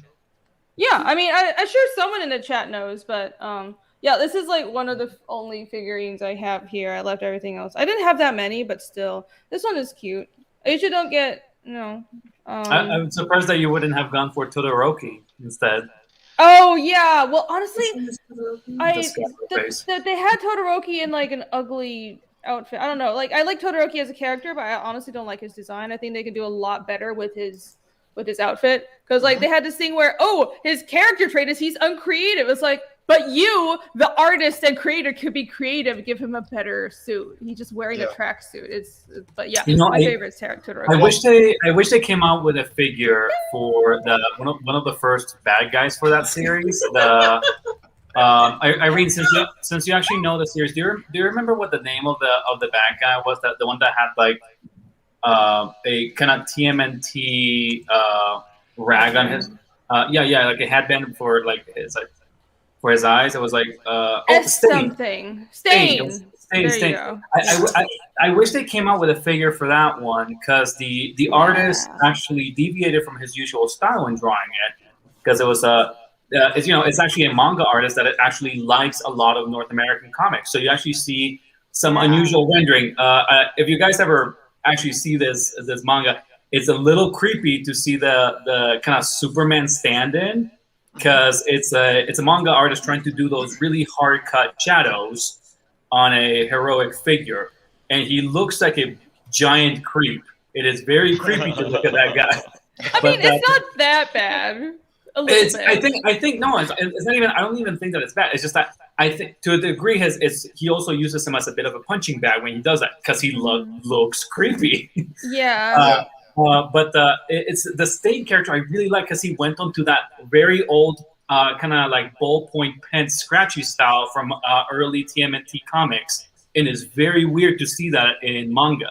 I would love to see a figure with that amount of texture on an anime figure. You make it sound like if you're reading the manga that he'll just like stand out. From he stands out a lot. Like he belongs in a different comic. Compared to the other characters, he feels weird. Like he even does like the Venom thing where he like pulls out his huge tongue, and the tongue is very rendered.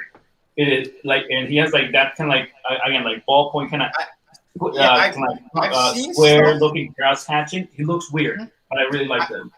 Nick, I've seen stuff like that where they if you do have a skilled enough painter that can get in there, I've seen them do like that kind of work on top of it, and it comes off kind of like a cell shaded kind of approach, but yeah, they put all like that line work too, and I've even seen them do like certain parts where they go angular and do like deep blacks on certain features as well.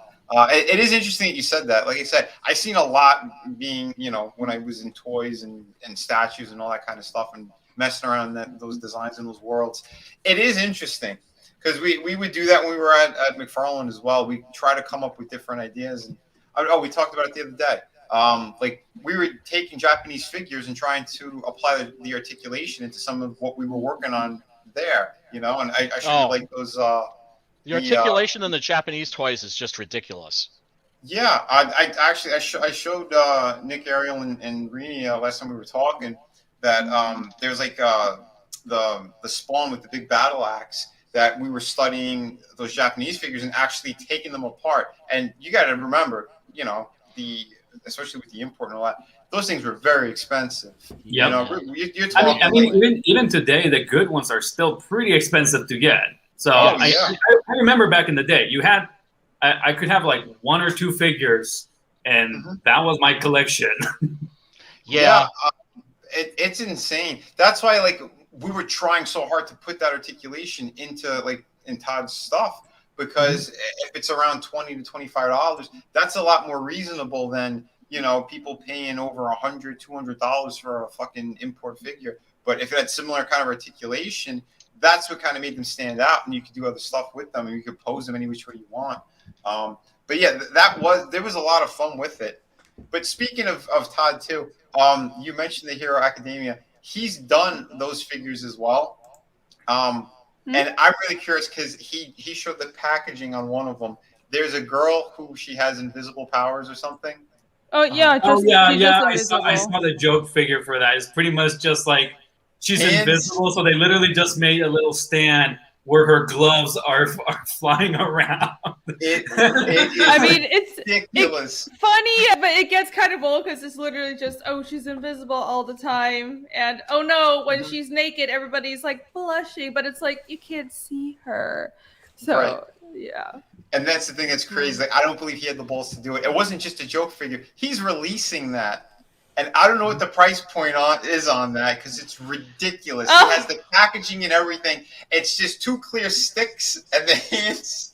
Well, It's amazing. The truth of the matter is that that series, as Rini was showing it, it's just like it is very popular. So, even if it's really just 2 sticks and a pair of gloves, there will be a lot of people that want to just buy that one to just fill out that collection. And I've seen them talk about that. Vinny's just talking about. I know about that figure. And I've seen people talking about how they want to buy that figure. I guess that's like a very economical figure. It's kind of a fun, like, joke figure. I don't even know if it's going to be cheap, though. Isn't like the obvious answer to like make a figure that's in the shape of a girl, but that's clear? No, that's not how she is. No, because it's not canonical that she has any particular shape. Yeah, it's not even like elfin light tentacles, like these energies. It's like she's just literally not there. But hold on, does she? Hold on. When she's in school, does she wear school clothes or is she naked? Exactly. She wears a uniform, but it's just a uniform with like just a floating uniform. Well, that's the thing. She doesn't have a shape. Right. I was gonna make the same point, Ariel. That's the thing. If you're gonna make a figure and you're gonna charge $20 for it, it better not be a pair of hands. Give at least you can do the schoolgirl outfit and have clear bits to kind of connect them. It could have done even better. It could have gotten actually creative because if you actually read the comic, then there's a scene where they're at school, all the girls are playing around with makeup, and like she's invisible. All the girls are like, oh, let's put makeup on you so we can see what you look like, and then so like it's this weird thing where you can see the skin on her face, but her eyes are still invisible. They're like, this is weird. We have to put a wig on you. But it's this really funny scene. And he could have gone, really creative and like, here's just a floating uniform with like a weird mask shape that's just like powdered and like, a wig, but everything else is not there and floating gloves. But I don't know. I'm just saying. No, a bucket of paint on it. I needed to pull out my weeb card. I needed to prove my memory. You don't need to flash that here. You're good. We're not going to test you. Oh, okay. I know. I can't help it. I thought she said weed card at first. I was like, wait, what? I mean, actually, I was like, I got one of those. I live in Michigan. It's fine. It's legal here for rec purposes. Oh, that's all good. Yeah. I'm all for it. Actually, I don't like it. I was just gonna ask, like, if anybody here like has gotten their Monster MD. Has anybody else here read that? I haven't. I have a pile of books I need to dive into that I haven't. Well, here's the other thing that finally fucking came. It was driving me crazy. I'm like, where is this effing thing? I finally got Black Sad. Yeah. The collected edition stuff. Beautiful. Oh, that cover is so great. So fucking great. Oh, so fucking French great. comics are the shit, man. That's what I'm talking about. It's so weird to have a European collected edition. I'm not used to seeing that. That is very weird for me. Shadow of the Kraken is bigger. Oh my god, they've always been measured it and shinier. It's I bet it's harder contest, too. Guys. Right? Vinny just blowing Canalis out of the water. Oh my god. Hey, Black Sad is awesome though. Yeah. Oh man. Jeez. Yeah, I keep encouraging people, like a lot of people that are into comics, they've read Japanese comics. I'm like, yeah, Japanese comics are awesome, but you check out the French comics. I think anybody that's sleeping on France when it comes to comic books is really missing out on something special. Well, that's like my approach with my storytelling, how I kind of want certain visuals to look, because it has more of this kind of cinematic feel, but a little more lived in, a little more grit, a little more of everything in there. Yeah. Don't get me wrong, I still like comics. I do like the action of stuff as well and all that, but I know like in these books it feels a little more, I don't know, tangible all around. You could again, they have more time to work on those projects, but that's why I kind of do the approach that I do.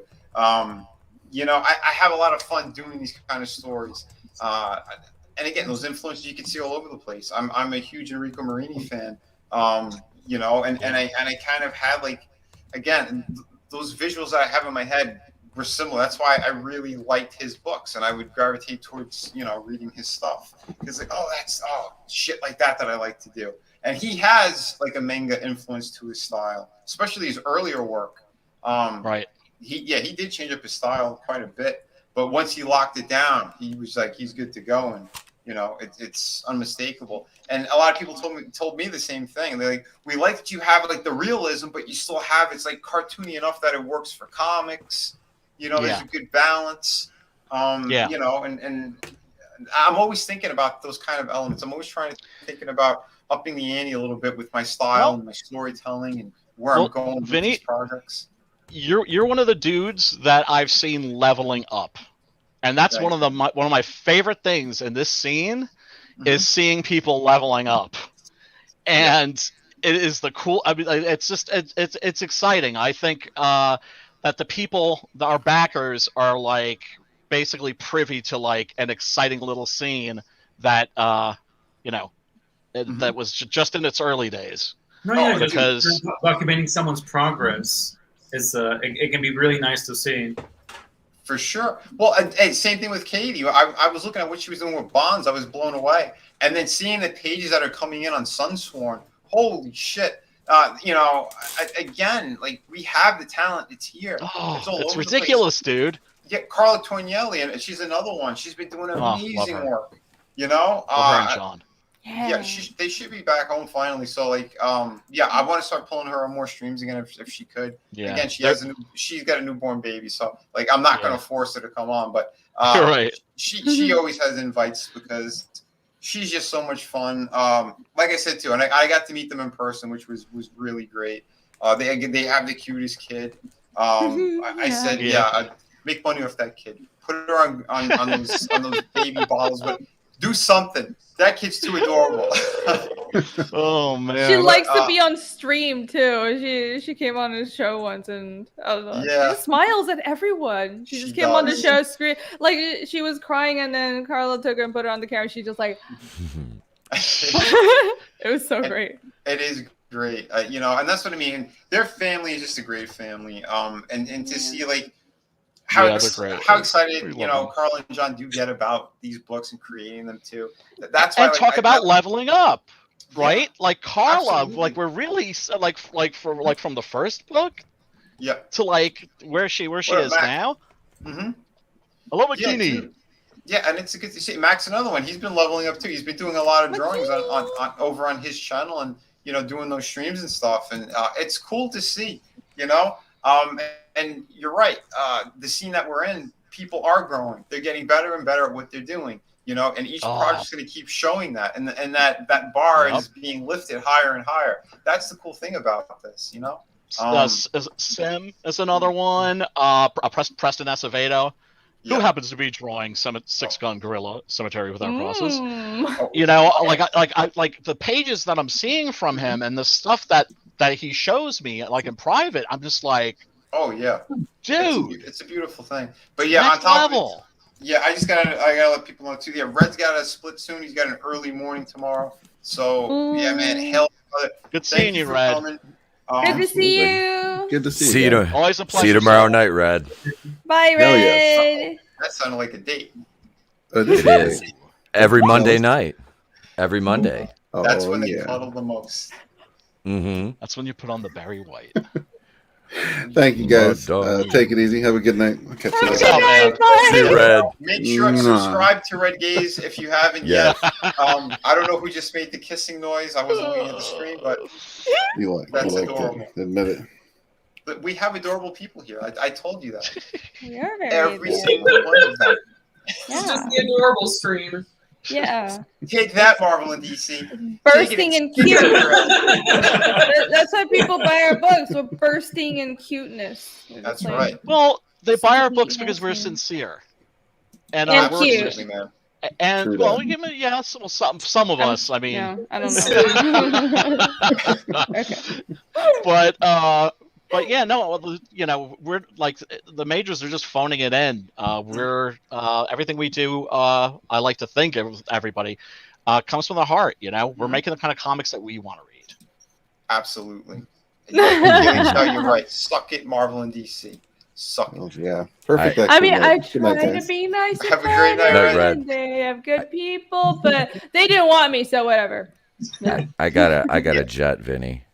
Oh, okay. All right. No, Well, I got it. they're Nice gonna meeting you, cuddle sir. now. They're cuddling now. I gotta go. Red left, so that's my cue to go. You know, he's getting everything warmed up. We're gonna go. I'm the big spoon. I'm 6'3", so I'm the big spoon. Okay. He's- Have fun. he's- Yeah. Hold on. Peace you out, know, man. Red is But- shooting We up wish, the we wish bathtub you right two all now. the best. He's No, lighting the thanks. candles. Yeah, Thanks nice to for meet you. having me on, Vinny. Nice to meet Ita, you. brother. You're fantastic. Let them know where to Thank you, find you man. as well one more time. Hang on a second. Let me pull the People's Medallion out since I'm Yes. here. The people's I medallion. am People think that I gave Itepukuian, that to you. the People's Champion. You can find me at Itepukuian's, the place to be reviews, where I do a lot of live streaming and pop culture news. You're like thinking, well, there's a million channels, Etep, that do pop culture news. Yeah, but is there a million channels that have 68 Batwoman videos and turn their brain into mush, hate watching this show, and spending 8 to 10 to 14 hours making reviews and getting blocked on Twitter by almost every CW checkmarked account? No, that's me, the People's Champion. That's my job to suffer, so you don't have to. So yeah, thank you. This Yes, you're a this. hero. Well, let me tell you something down there, brother. It's me, the Macho Man, Randy Savage. I haven't really come out and done too many voices tonight, brother, but I'm gonna do them right now. Yeah, cause I'm signing off. The cup of coffee. The cream always rises to the top, brother. But seriously, Vinny, thank you for having me on Cleveland Brown, and thank you for these wonderful books. This is The Art of Vinnie Tartamella in City of Venus, Dead City. I'm shelling for Vinny because he sent me these. No, I love you, brother. Thank you. This panel's been wonderful. Thank you all. And from us at Arlen Propane to all of you on this damned panel, if I catch you messing around in my tool shed one more time, I'm going to tie the short hair on your head to the long hair on your ass, or vice versa, and kick you down the damned hall. Thanks for having me on, man. It's been great. Pleasure, bro. Peace out, man. I'll see you Tuesday over on Rogue, brother. I gotta go fight Mickey the Robot at Backstage Rumble. Adrian, I'm out of here. I gotta go to the place to be and eat toaster strudels. Eat lightning and crap Hell thunder. yeah. Guys. What an exit. Hell yeah. That's I told you. cool. Oh, but you got to talk to Etep, boy. I've never met him. He has the gift of gab, doesn't he? I'm telling you, we have so much fun, especially on those Rogue streams. We had a back and forth with Harrison Ford banging everyone's mom, and he was doing Cleveland Brown. It was hilarious. I had people falling down crying because we went into the whole thing with Last Jedi as well. It was brilliant. But again, it's that's the thing. It's kind of like that improv thing you were talking about that you do with Pathfinder. We just kicked it up to a whole crazy notch. Yeah, you'll fit right in. You'll fit right in. Well, yeah, because basically you're just trying to entertain each other. Yeah, and it's fun. It's absolutely fun because we all know these references. We know this stuff. And even some of us who might not know the references, she starts to pick up on them. I don't know anything. Guys, But it's fine. what are toaster strudels? What are toaster strudels? They're They're like these horrible little frozen. Actually, I don't know what toaster strudels are. Aren't they like Pop-Tarts? I don't know. I don't know what a strudel They is. are kinda. I thought it was a They're like a version of Pop Tarts, like freshly made, not packaged in But for the toaster oven, like there's no way you could actually stick those like in like an old fashioned toaster. It would just get smushed. The filling would just leak out. It's like a kind of pastry. Like when you toast it, it becomes like a softer kind of flaky pastry, and you could put some kind of glaze on top. I'm sure the chat's going to grab that if Pale Rider's still around. He's going to grab the glaze comment. He needs his protein. Yeah. Damn it, Bobby. But yeah, like I said, we have fantastic people here, and I love it. I'm sorry, you were saying. Man, but yeah, I was glad that we keep running into people referencing King of the Hill, because I had only watched a little bit of it, but I was just talking to AC about maybe sitting down and occasionally watching it together. I haven't watched it either. Yeah, it's been a while. Yeah, well, it's an older series, but what was his father? I got my shin blown off in the war. and he would walk funny because he had no shins. Oh yeah, because they blew off his knees, and so he only has like half his legs, so he just kind of like walks around like a weird wooden dummy. Yeah. What I'm is so lost. what is his name? I forget. He had a weird name. Oh gosh. Yeah. It was the racist grandpa who just like made the main character just completely freak out about I think it was like when learning to actually shoot a rifle. Was it? Mm-hmm. He would just berate him. Thank you. Oh, yeah, Cotton. Yeah. Everyone's screwing it now. Yeah. Yeah, he's like, you know, guys, I was gonna say like because I know that a lot of people really like King of the Hill, and but we actually I actually kind of came into it after watching the pilot series that they were doing afterwards. Have you guys ever heard about the Good Family? Goode? No, can't say I have. It was pretty funny because like they kind of went the opposite from King of the Hill, whereas like instead of going to like very conservative groups, they went the complete opposite and made a very liberal family, just to the extreme. And I think it works really well.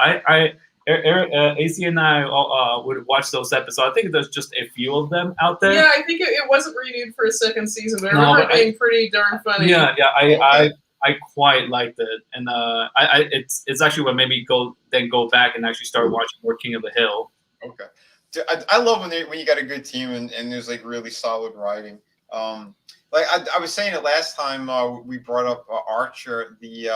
Again, I love so many of those seasons, but they had another cartoon that was in a similar style called Chosen, where it was this gay rapper who he was in jail for like all through the 90s or something. When he came out, like he still wants to rap. It was Bobby Moynihan from Saturday Night Live, which doesn't ring a bell. I met him too. He's a chubby guy, really funny dude. But he did the voice of this character, and they would bust out with these hilarious raps in the middle of the cartoon, and he'd have like a whole montage of, because he's a gay character, how his music videos are all going to be about these guys like all oiled up in loincloths. Oh, dude, it was hilarious. Vinny, I worked on that one too. Right. Yeah, I was on Archer Backgrounds, then I did a year of Chosen characters, and then did like a week of Archer Backgrounds again, and then I left because I got tired of animation underpaying me. I brought it up last time. Like, no, I haven't heard of it. You haven't heard of what? No, I brought it up last time to you, and you went, "No, I haven't heard of it." You worked on it. Yeah, no, you didn't. Chosen? You didn't say that. I brought it up. I said, "Yeah." Maybe she didn't hear you. Maybe. Yeah, maybe I thought you said something. Maybe you had to describe it because it's like it's spelled funny. It's like with a Z. Yeah. It was. I felt it was kind of hit or miss, but when it was funny, it was very funny. Oh yeah. Well, yeah. There's some things that just weren't. They didn't land, but when they landed, holy crap, were they hilarious. But yeah. I thought they would have got at least another season. No, the ratings weren't good enough. Yeah, like the one show that the real first Avenger. The real first Avenger. like the one show that I've ever seen. I'm gonna pull out a picture so you I can need see to watch King of the Hill. I don't get any of these references. Yeah, I don't know. Yeah, I don't get it. It's like it's very dry, quiet humor most of the time. It's the guy. It's the guy who created Beavis and Butthead. Mike Judge. Oh, that's not the best way to sell it. He did Office Space. See, those are classics now. Yeah, Office Space is a classic. That's a live action movie. Yeah. And Beavis and Butthead wasn't stupid. It was about stupidity. Yeah. Right. But wait, he popped up? Hold on, he popped up in their universe. What's his face? The main character there. Lightalos says morning. Is it morning where you are? Well, good morning. Oh, hey, morning. Yeah, she's on the other side of the world. Morgan. Oh, fun. Damn. You are Vinny, up early, though. Vinny, I'm just checking. We haven't sold a single trade paperback yet. Oh, no? No. Oh, guys. Well, you literally just put it up. I know. I'm busting balls. Did you do the update? Oh, the update's here. Yeah. I was just busting balls. Yeah, pop the. Well, I'm definitely gonna get it. Pop the image on the main campaign as well. Let them know where they can get it. You know, I'd put it near the top at least because you did just put this up and you're in demand right now. So yeah, I think the update should help once people do get those notifications as well. But yeah, dude. And here's the thing. Mhm. If I was going to put out another trade paperback, because my plan was no trade paperback for this campaign. Yeah. Like fuck it, like if you know you snoozed, you lost. You snoozed, you lost, right? Yeah. And I just put out floppies because I figured that would be easier for newcomers to kind of understand because they were kind of confused by why the trade paperback being separate from the floppies, and people just kept bugging me and saying like oh, I missed out on the TPB and so on and so forth. And I'm like, okay, if I put it out, I want to put it out with a campaign exclusive cover. That's to say, the only time you're going to see this cover is that you're going to be able to get this cover is on this campaign, or maybe 20 years down the road if you want to buy Vinny and my copies for buku bucks. Well, you hear that, and Brian, he does have an affordable price as well. This is what issues 1 through 6 in here, 1 through right? 6, yeah, because people were confused. They were like, "Wait, why is one comic $15 and the other one is $35?" I was like, "Because the one that's $35 is 6 comics." Right. And I kicked myself in the ass at first, thinking "Oh man, I should have just launched the campaign for issue 1 and 2 and so on and so forth." But there was a part of me that was I don't know, auditioning, basically, hitting people with my best shot, giving them, getting them as involved with the story as possible, and it paid off. I mean, and also besides, I mean, if you guys were actually pulling up together with it and you were able to fund it, well, that's kind of the point. A lot of people actually have to go individual issues just because you're kind of test and actually come out take a series to fly off. Yeah. Right. Well, the other reason why I didn't want to do a TPB is because then there are people who are going to be like, I'll just wait until all 10 issues are finished and then I'll get the omnibus edition that will inevitably be coming out. Well, yeah, because that's the one that has all the concept art. But then again, you can have, that's still another book that even if people have all the issues, maybe they want to also buy the TPB just because it is a new cover.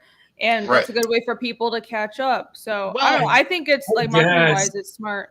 Well, yeah, but here's the thing. I was opposed to variant covers originally because I was it felt like double dipping to me. But I'm not a collector. I'm a reader, right?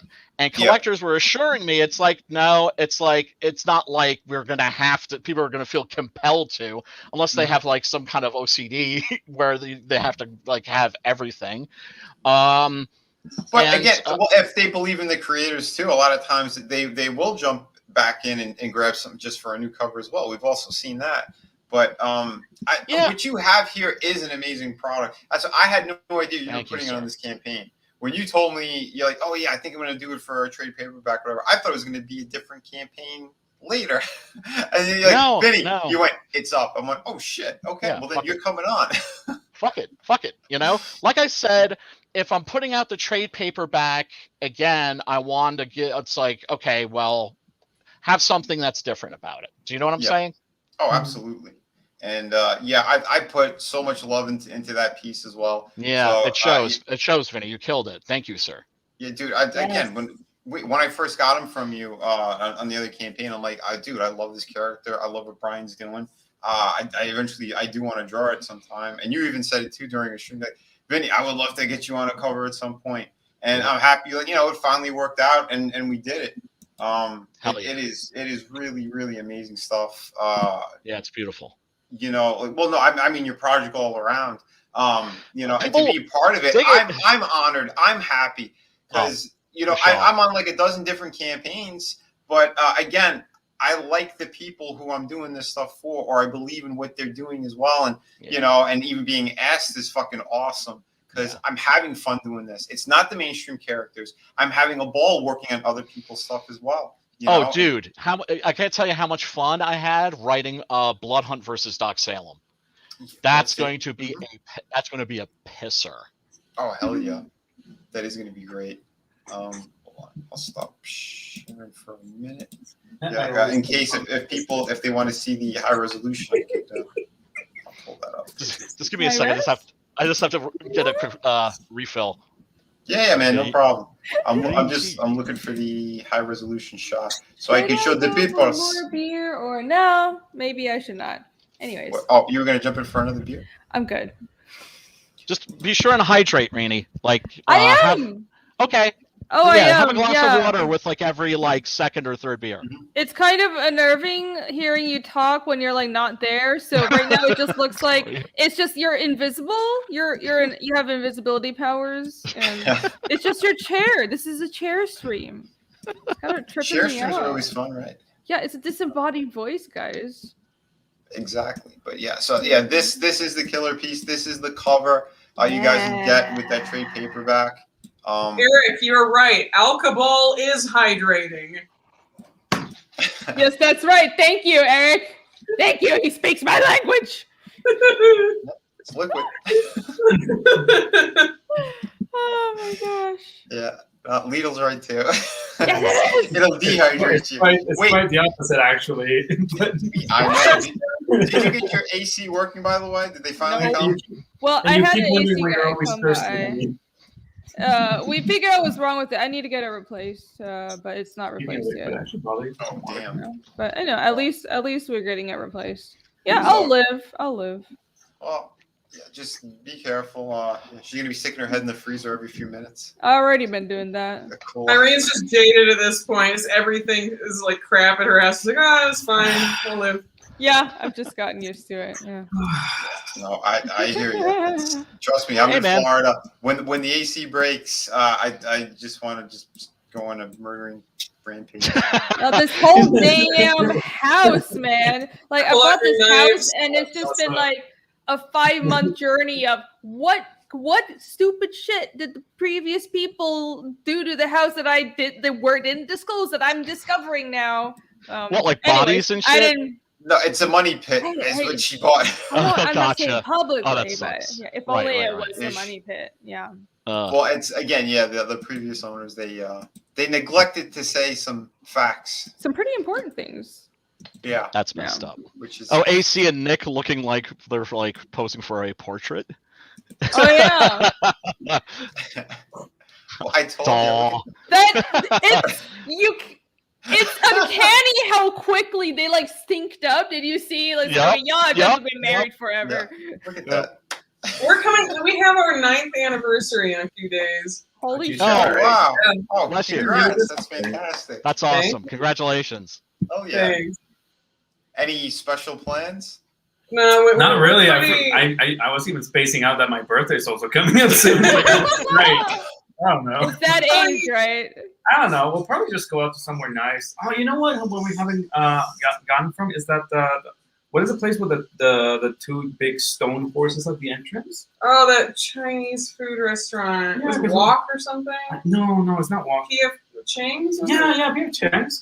I feel like that place looked pretty nice. We haven't gotten any nice Asian food. Did I tell you? These two are adorable. They're sitting there having a conversation about what restaurant they're going to go to now. It's P.F. Chang's. Oh, wait. They get lost in their own conversations. It's cute. Sorry. No, Anyways, Welcome, guys. You guys are great. What restaurant we're going to go to in a few days? We've been talking about a bunch of nonsense all the time. Why we? Oh yeah, we're talking about swords, knives. I got Venus. Before you, Did anybody understand a word? Goodness gracious! What? We got a drunk Rainey, put the sword down, please. You're gonna stab You're freaking me out You're gonna stab your here. computer, Irene. I was going to keep talking about something. Please do not have an accident with that thing. Holy crap. Back fiendish. You don't want to have a streaming accident. She's gonna have You're a gonna reaction. jinx me because you said that. No. Flailing it at Well, the computer, Irene. It's not at the computer. My computer isn't up machete. here. It's a machete that's shaped like my a whole sword. my screen is Yeah, like down a here, and gladius. it's not at the computer. Yeah. One of the things I loved about this website called the Sword Buyer's Guide is that they had a big post from a guy that was like talking about like, you know, okay, if you're going to be fucking around with swords and cutting, read this. And he had bought like a gladius, I guess, because he had seen like a gladiator or something like that. And he cut through a tatami mat. Yeah. And the damn thing bit right into his thigh, like bit No! right into his leg. Thunk. Damn. Ow. And then he showed the picture of all the fucking like a ham. Slice it like a ham, right? Oh, that's So, yeah, it was unpleasant. so nasty, right? But he made a point to show this, and then like after like it had been like stitched back together, how horrible it looked, to basically say, I'm a knucklehead. Don't be a knucklehead like me. Damn. Yeah, was that's like, not smart. Scared straight. Okay. Hey, If that were me, I swords wouldn't be calling are myself a knucklehead. I'd be calling myself a lot of other things. I agree. You would I be agree so with kind. Eric. You would be so merciful. Eric coming out with all the Thinking of comments today. Ham. Yes. But yeah, you should check this Check this out. out. This is Fiendish. It's my comic. Okay, where everything is in production now, and I'm really, really excited. I wish Good. I had the products with me. Like every stream I go on, I'm like, I want to have the products. I want to have next products. But what I do have, did I show the stickers? No. Not No, that I know don't of. see your stickers. Well, hook Let us up. people see It's the the one stickers. from the other factory, not the one in Colombia, but I have these. Right. So these Yeah, are these are beautiful. Like Here we go. chibis. Yeah. Mhm. So I did the art for these two. I mean, obviously they don't look like this in the comic, but I did like chibi versions of them for the stickers. So Those these are are the three. No, wrong side. Oh, the camera's reversed. What do I do? Ah! Okay, so it was the three protagonists that show up in chapter one. Actually, I did an extra. The 25 stretch was to do another 4 pages, and I introduced my 4th protagonist because I have 4 protagonists. Kind of a weird structure, but it works out.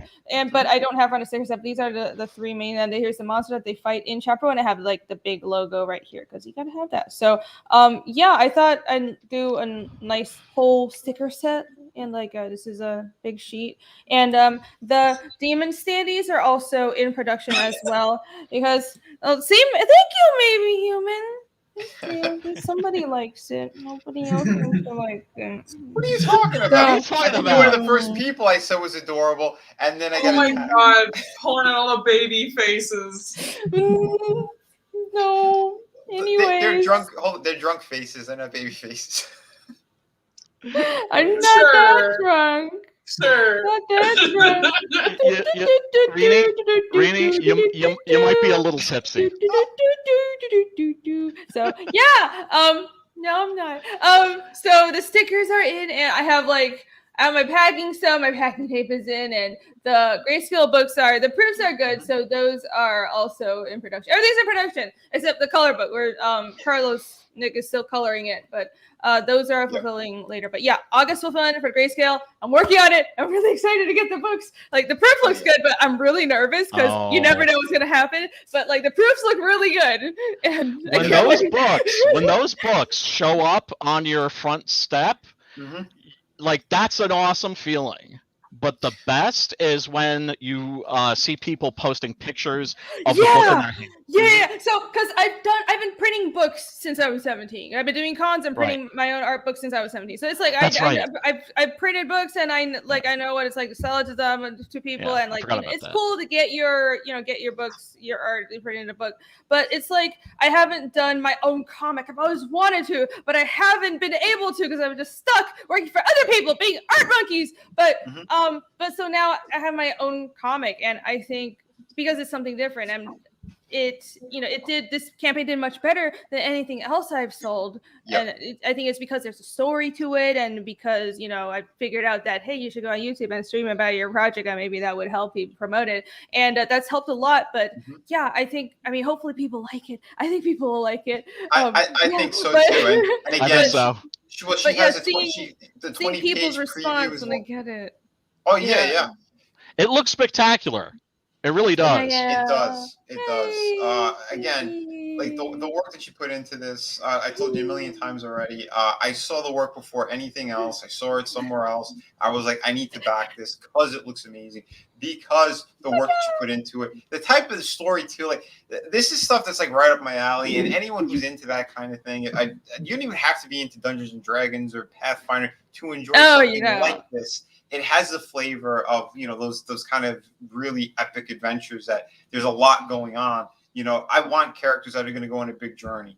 I don't want to see something that's just a flash in the pan, or there's certain things that I've seen too, or one shots, or there's a lot of action. That's fine, it's cool. But I like these characters that are well thought out and that they're going places. And she has multiple chapters that she's planning out. That's cool. I'm doing the same thing with my worlds, with my universe, with my characters and stories. When I see something similar in other creators, I want to talk to them about it. I want to showcase them. And that's what we've been doing here. That's what I enjoy. You guys are absolutely epic. People have been, again, all night with us here. All the panel, the people have been in and out, including myself. I dropped out. Thank you guys for holding the fort for me. No worries, man. But yeah, like I said, it's a good time. But I will cut it short because we went over 3 hours. Short compared to last week. I mean, are you sure you don't want to go 4 hours? No, let's not go 4 hours tonight. And AC and Nick, if possible, if I could speak to you after the stream in the back room. Sure. Awesome. He's gonna kidnap you too. He's gonna steal you guys from me. Sinister. He's gonna steal you guys. He was like, "Stop coloring Irene's bug. Work on my stuff." I'm just kidding. It's fine. Please give them. Actually, did I sound like a high school principal or something? These people need work. They do great work. Give them more work. They do. They absolutely do. Yes, and I think I might have some for them. Awesome. And yeah, we're going to be having some more good times. Yeah, I love having them on as well. We're going to start doing the Pathfinder stuff. We're we said it earlier, building a character around the voice.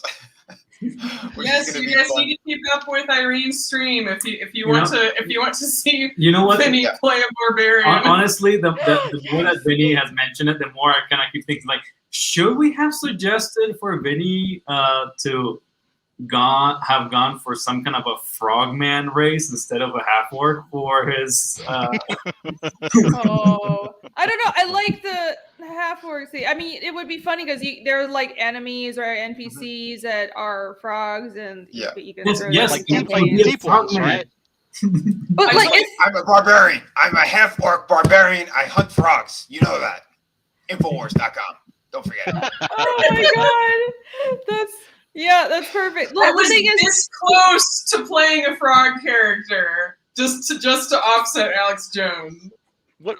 Oh, because they're making because they're putting stuff in the water that's making the frogs gay. Hell yes, I was supposed to play a gay frog. Yeah. No, you should have made him like a lizard because they have lizard humans or lizard people. Right, I was also you should have made an Alex Jones lizard person, like a really fat lizard. I have a backstory already man. for the guy. It's gonna be great. You guys are gonna love it.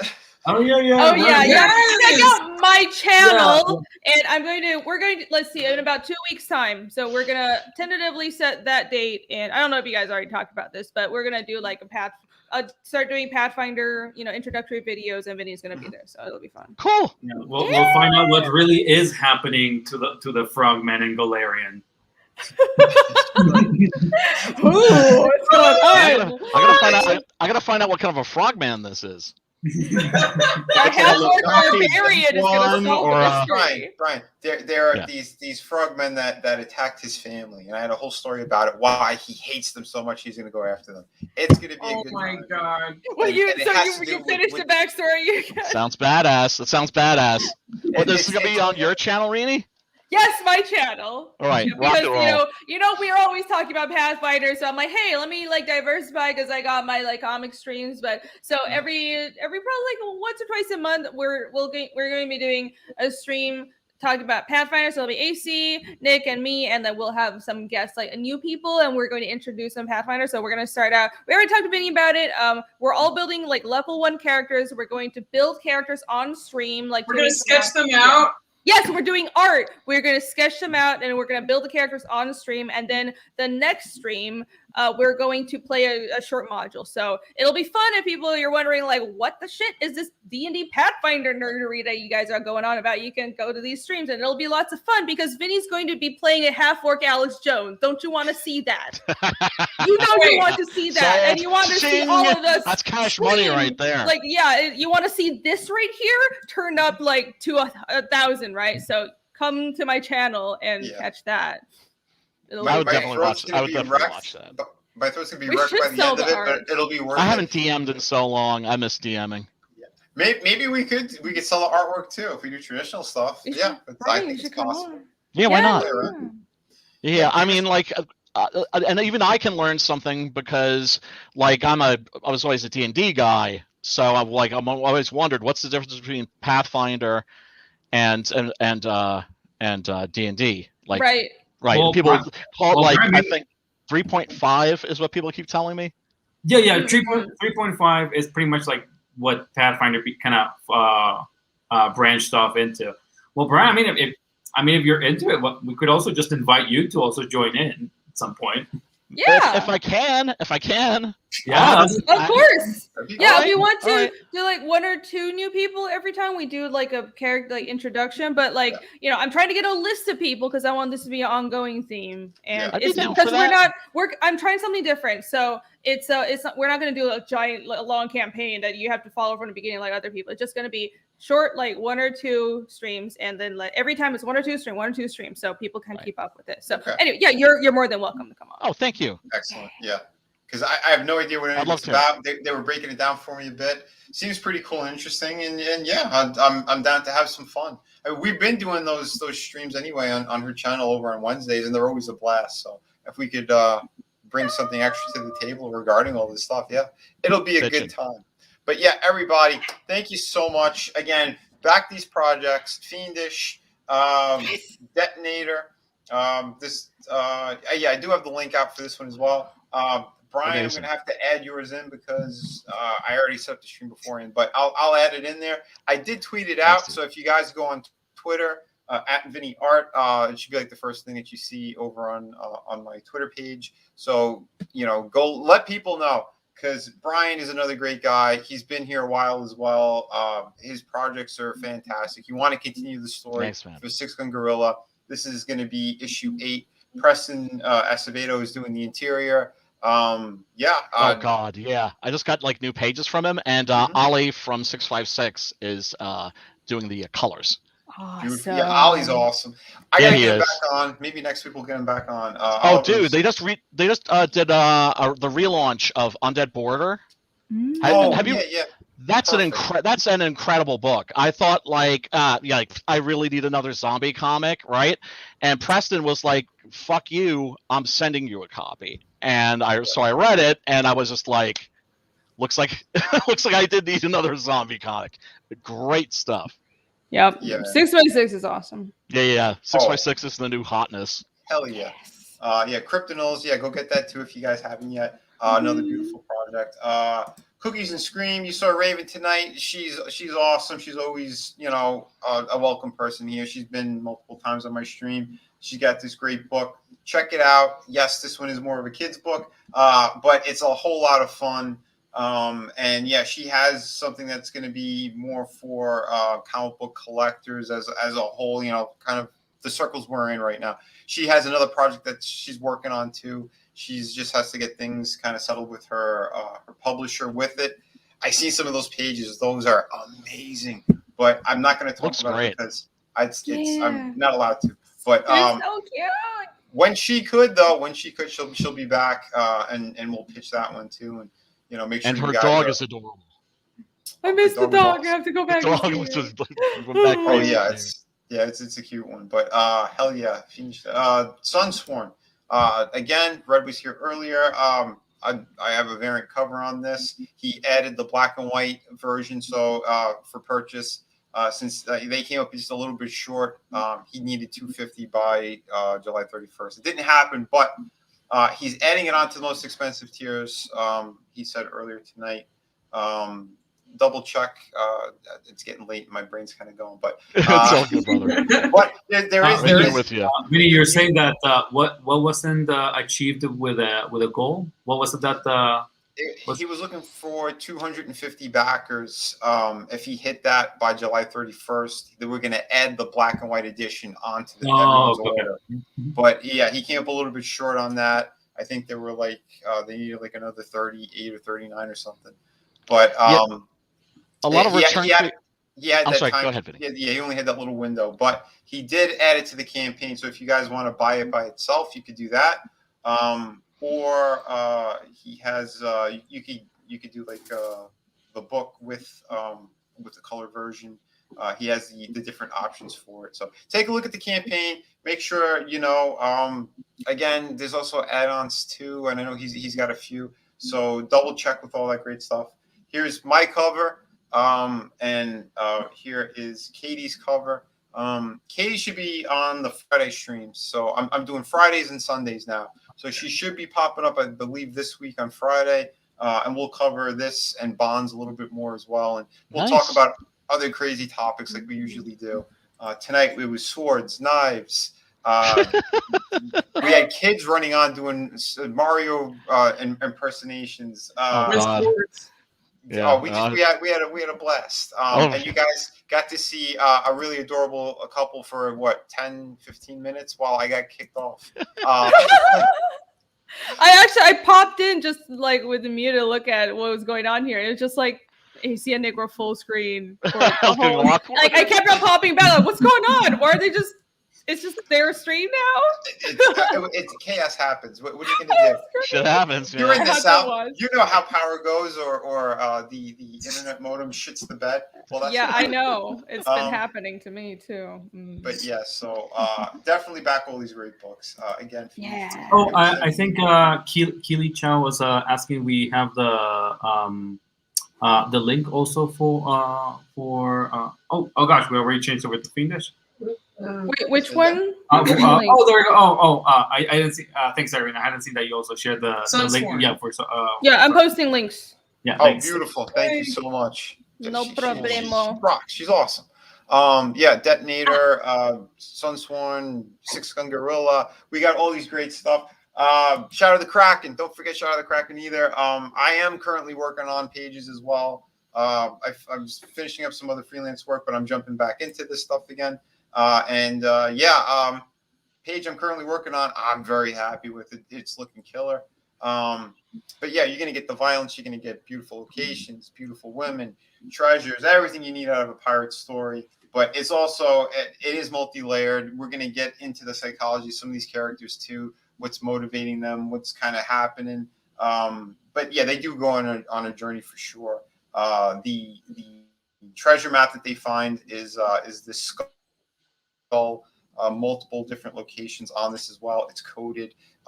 It's a fun, cool aspect to it, but I go a little bit deeper into all of this. So I'm going to get deep into the kind of pirate lore as well throughout the series. And you've done your research, sir. Kind of beginning. You've done your research. I did my research. I'm going into like the beginning of piracy, especially in the Caribbean too. Not too many people were that familiar with how it happened, how it started, and I'll get into that. We're going to have some historical figures are going to be in this book as well, but there are supernatural elements as well. Because a lot of people keep hearing and seeing the historical stuff. No, there's also supernatural elements in this story. We're gonna show the main character too, how he goes from being part of the Royal Navy into piracy, the code he starts to break. There's a lot going on with these main characters. The villain, his background is pretty intricate as well. It's tied to a lot of different things. But that dude's pulling the strings from the shadows. Again, not afraid to get his hands dirty either. I keep saying he's like the Emperor and Darth Vader wrapped into one. It's cool, but I'm having fun with this story. It's going to be 50 pages, maybe a little bit more, because there are elements I want to make sure that are there. The story's all written out, everything is there, but I kind of have those. I gave myself enough space where I could put in a couple splash pages or a little extend the fight sequence or something like that. But yeah, we have that stuff in place. if people do end up giving this a good big push before we're ready to fulfill, I do want to get together like an ash can for this. It's in the stretch goals. I might be asking for a lot on it, but if we get close to it, I might do it. Because again, I have so much concept artwork. I've been developing this world for at least 3 years on and off. So like, I'm excited about this and where we're going. I love the fact that in our scene, there's a pirate book, there's a Western, there's like, diversity of genre. Mm-hmm. Oh, for sure, man. Yes. We don't have enough crime comics, though, to be perfectly honest. We need more I've always liked comics. crime comics, and that's why I like mysteries, right? Brian, right after this is City of Venus 2. Right after that is a project with my brother Frank. It's crime. Got it. It's good. Yeah, no, because there you go. Because I'm like, I don't want to be thought of as the gorilla guy. I got to do some other shit. Well, Brian too. Like on that project, I have a number of pages. Gorillas. Detective gorillas.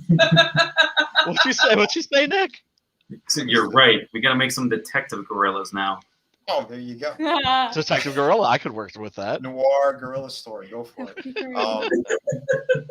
We just have a bunch of series with weird animals. It's like nobody puts baby in the corner. Just gorillas. We have an octopus western already. Yeah, there's Octopus Cowboy. Yeah. That's crazy. And as a matter of fact, I think when I start streaming, I'm going to do a show where I just have like everybody who has something from the weird Western genre, because there's a bunch of other weird Western books too.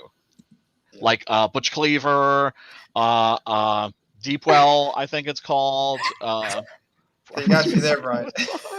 Ouch! Oh, owies.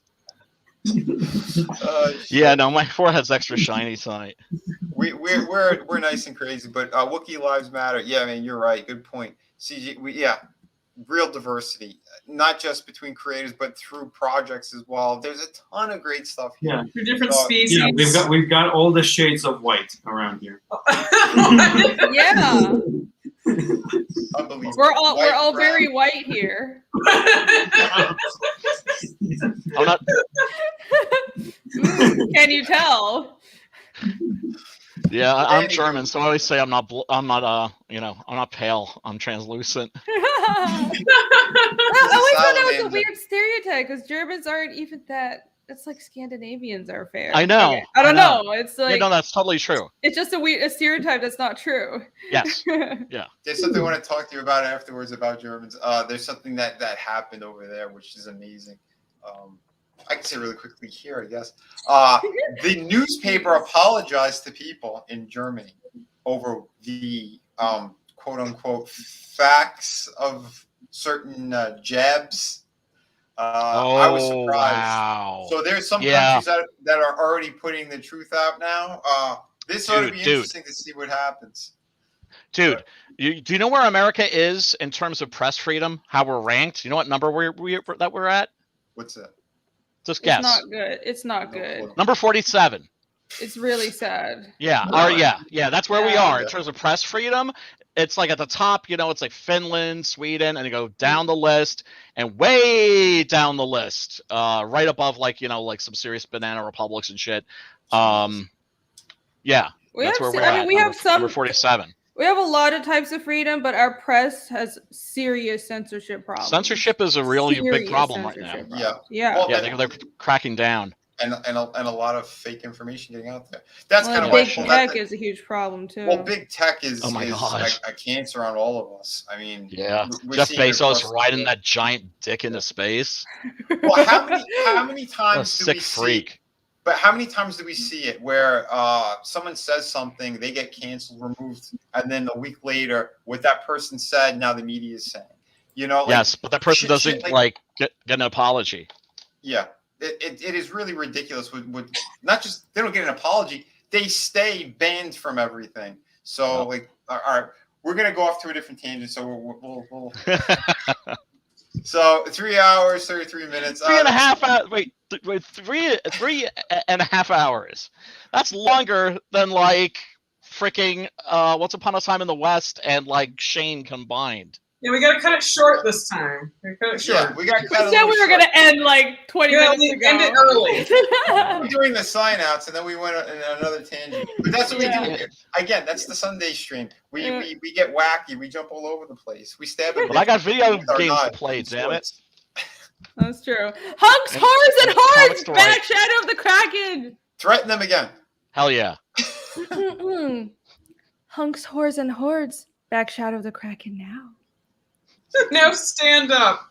That's how it's done. Okay. I will draw my sword. Why? I will draw my sword in your honor, Vinny. Why Go would back, I Shadow of stand the up? Kraken foos. Oh, hold on. Brian's gonna stab you guys too, and he's gonna stand Well, up. Go back, He's Shadow of the Stand Kraken up. foos. Unless you want to be like on the, unless you want to taste my blade. and Brian made it weird again. Of course, that's what I do. I go on streams and I make it and then weird. he sniffed it. For But you shits know what? and giggles. He gets a pass because he has a Bud Spencer shirt on. Exactly. Amen, brother. Yeah, man. Again. Oh wait. That's wait, my wait. get out of jail free card. Look at that. She's showing Back them off. Fiendish. Monsters, mysteries, Oh, and murder wow. hobos. Oh, so cool. Murder hobos. How many of those have you done? How many what? How many These? of those have you finished so far? I was still only at about 12. I had to stop to work on a bunch of production stuff, so yeah, I'm at like 12. And you're no. committed to like doing 50 of those, right? More than 50. You More had than to 50. get a new pyrograph.